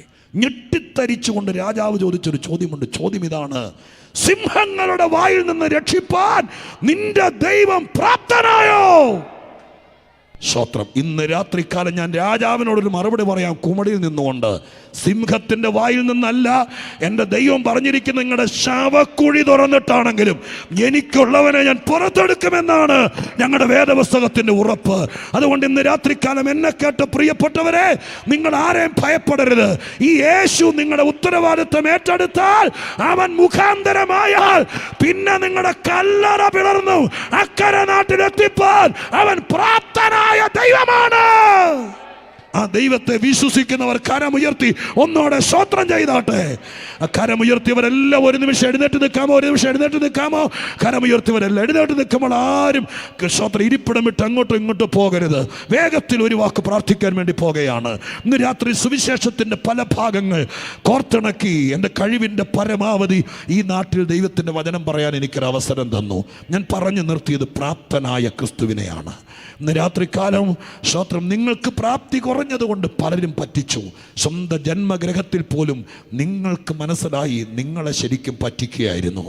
നിങ്ങളുടെ പ്രാപ്തി കുറഞ്ഞതുകൊണ്ട് നിങ്ങൾ പലയിടത്തും പുറകിലായി. എന്നാൽ ഇന്ന് രാത്രികാലം സ്വർഗം ഒരു കാര്യം ഉറപ്പിക്കുന്നു. സ്തോത്രം. മഹാദൈവത്തിൻ്റെ കയ്യിലേക്ക് ഏൽപ്പിച്ചുകൊണ്ട് നിങ്ങളെ ഓർപ്പിക്കുകയാണ്, പ്രാപ്തനായ ഒരു ദൈവം കൂടെ ഉള്ളപ്പോൾ. എത്ര പേരെന്നെ കേൾക്കുന്നുണ്ട്? പ്രാപ്തനായ ഒരു ദൈവം കൂടെ ഉള്ളപ്പോൾ. ഇന്ന് ഈ കോമ്പൗണ്ട് കടന്ന് പുറത്തേക്ക് ഇറങ്ങുമ്പോൾ നിങ്ങൾ പറഞ്ഞുകൊണ്ട് പോണ്, പ്രാപ്തനായ ഒരു ദൈവം കൂടെ ഉള്ളപ്പോൾ. സിംഹത്തിന്റെ വായിലോ, ഹല്ലേലൂയ, കാട്ടുപോത്തിന്റെ കൊമ്പുകൾക്കിടയിലോ, മരണദൂതന്റെ കയ്യിലോ, കൊടുങ്കാറ്റിന് നടുവിലോ, പെരുവെള്ളത്തിന് നടുവിലോ, തിരമാലകളുടെ നടുവിലോ, എവിടായാലും അതിന്റെ നടുവിൽ പ്രാപ്തി തെളിയിച്ച യേശുവിനെ എന്റെ രക്ഷകനായി ലഭിച്ചതോർത്ത്, ആ ക്രിസ്തുവിന്റെ വക്താവായ ഇടയായതോർത്ത് എങ്ങനെ നന്ദിയോടെ സ്തോത്രം ചെയ്യാതിരിക്കും? നന്ദിയോടെ ദൈവത്തിന് സ്തോത്രം ചെയ്താട്ടെ. ഞാനൊരു വാക്ക് പ്രാർത്ഥിക്കാൻ വേണ്ടി പോകുകയാണ്. ഒരു പക്ഷേ ഏതൊക്കെയോ കാരണം കൊണ്ട് ഈ പന്തലിന് കീഴെ വന്നു കാണില്ല. നിങ്ങൾ ദൂരെ എവിടെയോ നിന്ന് എൻ്റെ പ്രസംഗത്തിൻ്റെ പകുതിയെങ്കിലും കേട്ട് കാണും. അവർക്ക് വേണ്ടി കൂടെ ഞാൻ പ്രാർത്ഥിക്കാൻ പോകുകയാണ്. സഹോദരങ്ങളെ, കർത്താവ് പറയുന്നു, നിന്നെ ദൈവത്തോട് അടുപ്പിക്കാൻ, ഒരു മതത്തിൻ്റെ കണ്ണിയാക്കാനല്ല, ദൈവത്തോട് അടുപ്പിക്കാൻ, നിന്നെ ഒരു പുതിയ മനുഷ്യനാക്കാൻ, അതിൻ്റെ ലക്ഷണങ്ങൾ വെളിപ്പെടുത്താൻ കർത്താവ് ഇന്ന് രാത്രി കുമളിയിൽ വന്നിട്ടുണ്ട്. എല്ലാ കണ്ണുമടച്ച് പ്രാർത്ഥിക്കുകയാണ്. ഈ പ്രാർത്ഥനയ്ക്ക് ശേഷം നമ്മൾ ആവേശത്തോടെ നമ്മുടെ കർത്താവിൻ്റെ വിശ്വാസം മുഴുവൻ അർപ്പിച്ചുകൊണ്ട് ഒരു മനോഹരമായിരിക്കുന്ന ആത്മീക ഗാനത്തിൻ്റെ 2 വരി പാടിയ പിരിയത്തുള്ളൂ. അതിപ്പോൾ പറഞ്ഞു നിർത്തിയതാണ്. സിംഹങ്ങളുടെ കൂട്ടിനകത്ത് സ്തോത്രം അജാന ഭാവുക്കളായി ഗൗരവബോധത്തോടെ, സ്തോത്രം ഹല്ലേലൂയ, ധാർഷ്ട്യത്തോടെ കടിച്ചു കീറുന്ന ഹിംസ്ര ജീവികളായി കിടക്കുന്ന സിംഹങ്ങൾ വസിക്കുന്ന സ്തോത്രം ഗുഹയിൽ ദാനിയേലിനെ പോലെ വീഴ്ത്തപ്പെട്ടാലും സിംഹത്തെ സൃഷ്ടിച്ചവനാണ് എൻ്റെ ദൈവമെന്ന് വിശ്വസിച്ചുകൊണ്ട് നമ്മുടെ കാലടികൾ മുന്നോട്ട് വെക്കാൻ ആ പാട്ടിൻ്റെ ഈരടികളോടെ നമുക്ക് മടങ്ങാം. അതിനേക്കാൾ മുമ്പ് ഞാനൊന്ന് പ്രാർത്ഥിക്കാൻ ഒരുങ്ങുകയാണ്. എല്ലാ കണ്ണുകളും അടയ്ക്കുക. ആരെങ്കിലും ഇന്ന് രാത്രികാലം ഒരു മുഖാന്തരമില്ലാതെ വന്നിട്ടുണ്ടോ? ആരെങ്കിലും ഈ രാത്രികാലം ദൈവത്തോട് അടുക്കാൻ ആഗ്രഹിച്ചിട്ടുണ്ടോ? ആരെങ്കിലും ഇന്ന് രാത്രികാലം ആരും കൂടുതലില്ലാതെ, ഒരു നല്ല കാര്യം പറയാൻ പോലും ആരുമില്ലാതെ ഒറ്റപ്പെട്ടവർ വന്നിട്ടുണ്ടോ? ആരെങ്കിലും ഇന്ന് രാത്രികാലം എൻ്റെ സമയം ശരിയല്ല, ഞാൻ പ്രാർത്ഥിച്ചത് കേൾക്കുന്നില്ല എന്നുള്ള പരാതി കൊണ്ട് വന്നിട്ടുണ്ടോ? ആരെങ്കിലും ഇന്ന് രാത്രികാലം രക്ഷപ്പെടാൻ കൊതിച്ചു വന്നിട്ടുണ്ടോ? ആരെങ്കിലും ഇന്ന് രാത്രികാലം പ്രാപ്തിയില്ലാത്തവർ വന്നിട്ടുണ്ടോ? അവരോട് സ്വർഗം ഇന്ന് രാത്രി പറയുന്നു, ഞാൻ നിന്റെ കൂടെ വരാം, ഞാൻ നിന്റെ കൂടെ വരാം, ഞാൻ നിന്റെ കൂടെ വരാം. അങ്ങനെയുള്ളവർ ഒന്നുകിൽ നിങ്ങളുടെ കരങ്ങൾ നെഞ്ചത്തേക്ക് വെക്കുക, അതല്ലെങ്കിൽ നിങ്ങളുടെ കരങ്ങൾ തലയ്ക്ക് മീതെ ഉയർത്തിപ്പിടിക്കുക. എന്തെങ്കിലും ഒന്ന് ശരീര ഭാഷ കൊണ്ട് നിങ്ങൾ പ്രതികരിക്കുക. ഞാൻ പ്രാർത്ഥിക്കാം, രോഗങ്ങൾ സൗഖ്യമാകും, മാനസിക സമ്മർദ്ദങ്ങൾ മാറും, നിങ്ങളുടെ കുഞ്ഞുങ്ങളെ ദൈവത്തോട് അടുപ്പിക്കും. അമ്മമാരെ, നിങ്ങളുടെ കണ്ണുനീര് മാറും, നിങ്ങൾ ഫലം കായ്ക്കും. നിങ്ങൾക്ക് വേണ്ടി കളച്ചു പറച്ചു ഫലം കായ്പിക്കാൻ അവൻ ഇറങ്ങി വരും. ഏത് ശാപഭൂമിയിലാണ് നിങ്ങൾ കിടക്കുന്നതെങ്കിലും ആ മണ്ണിൽ നിങ്ങളെ ഫലമുള്ളതാക്കി മാറ്റും. അഹരോന്റെ വടി തളിർത്തതുപോലെ ദൈവം നിങ്ങളെ തളിർപ്പിക്കും, അതിന് ഫലം കായ്ക്കാൻ ഇടയാക്കി തീർക്കും. നമുക്ക് ഒരുമിച്ച് പ്രാർത്ഥിക്കാം. പരിശുദ്ധ ദൈവമേ, ഞാൻ ഇവർക്ക് വേണ്ടി പ്രാർത്ഥിക്കുന്നപ്പാ. നെഞ്ചത്ത് കൈവച്ചും തലയ്ക്ക് മീതെ കൈ ഉയർത്തിയും കണ്ണു നിറഞ്ഞു കർത്താവേ എന്ന് വിളിച്ചും അങ്ങയുടെ സന്നിധിയിൽ നിന്ന് പ്രാർത്ഥിക്കുന്നവരെ ഓരോരുത്തരെയും യേശുവിന്റെ നാമത്തിൽ ഞാൻ അനുഗ്രഹിച്ച് പ്രാർത്ഥിക്കുന്നു. അവിടുത്തെ കരം കൂടെ ഇരിക്കണമേ. അവരെന്താഗ്രഹിച്ചോ അത് നിറവേറ്റി കൊടുക്കണമേ. ദൈവത്തോട് അടുപ്പിക്കണമേ. ഈ യോഗം നിമിത്തം ഈ നാട്ടിൽ ഒരുപാട് പേർ ദൈവത്തോട് അടുക്കണമേ. അങ്ങനെ ദൈവം ചെയ്തതിന് സ്തോത്രം. കർത്താവ് കൂടെ വന്ന് എല്ലാവരെയും അനുഗ്രഹിച്ചാട്ടെ. കർത്താവിൻ്റെ വചനം ഫലിക്കട്ടെ. ഇത് നിവർത്തിയാകാൻ ഞാൻ ജാഗരിച്ചോളാം എന്ന് എനിക്ക് വാക്ക് തന്ന ദൈവമേ, അങ്ങീ പട്ടണത്തിൽ ഇത് നിവർത്തിയാക്കണം. അടുത്ത കൊല്ലം അങ്ങയുടെ വരവ് താമസിച്ചാൽ ഇന്ന് ഞങ്ങളുടെ കൂടെ ഇല്ലാത്ത പലരും ഞാനും ദൈവത്തോട് അടുത്തു എന്ന് പറഞ്ഞ് ഈ ന്യൂ ടെസ്റ്റമെന്റ് ചർച്ചിനോട് ചേർന്ന് വരണം. അങ്ങനെ ദൈവം ചെയ്യുമെന്ന് വിശ്വസിച്ച് ഞാൻ ഈ നാടിനെയും സംഘാടകരെയും എൻ്റെ മുമ്പിൽ നിൽക്കുന്ന ജനത്തെയും അനുഗ്രഹിച്ചിട്ട് പോകുന്നു. സ്വർഗം അത് ചെയ്തതിന് സ്തോത്രം, യേശുവിൻ്റെ നാമത്തിൽ തന്നെ ആമേൻ. കരമടിച്ച് നമുക്ക് ഒരുമിച്ച് ദൈവത്തിന് സ്തോത്രം ചെയ്ത് പാടി ആരാധിക്കാം. ഗർജിക്കുന്ന സിംഹങ്ങൾ വസിക്കുന്ന ഗുഹയിൽ വീണാലും സിംഹത്തെ സൃഷ്ടിച്ചവൻ നമ്മളെ രക്ഷിക്കുമെന്നുള്ള ഉറപ്പോടെ ചേർന്ന് ആരാധിക്കാം. ദൈവം നമ്മെ സഹായിക്കും.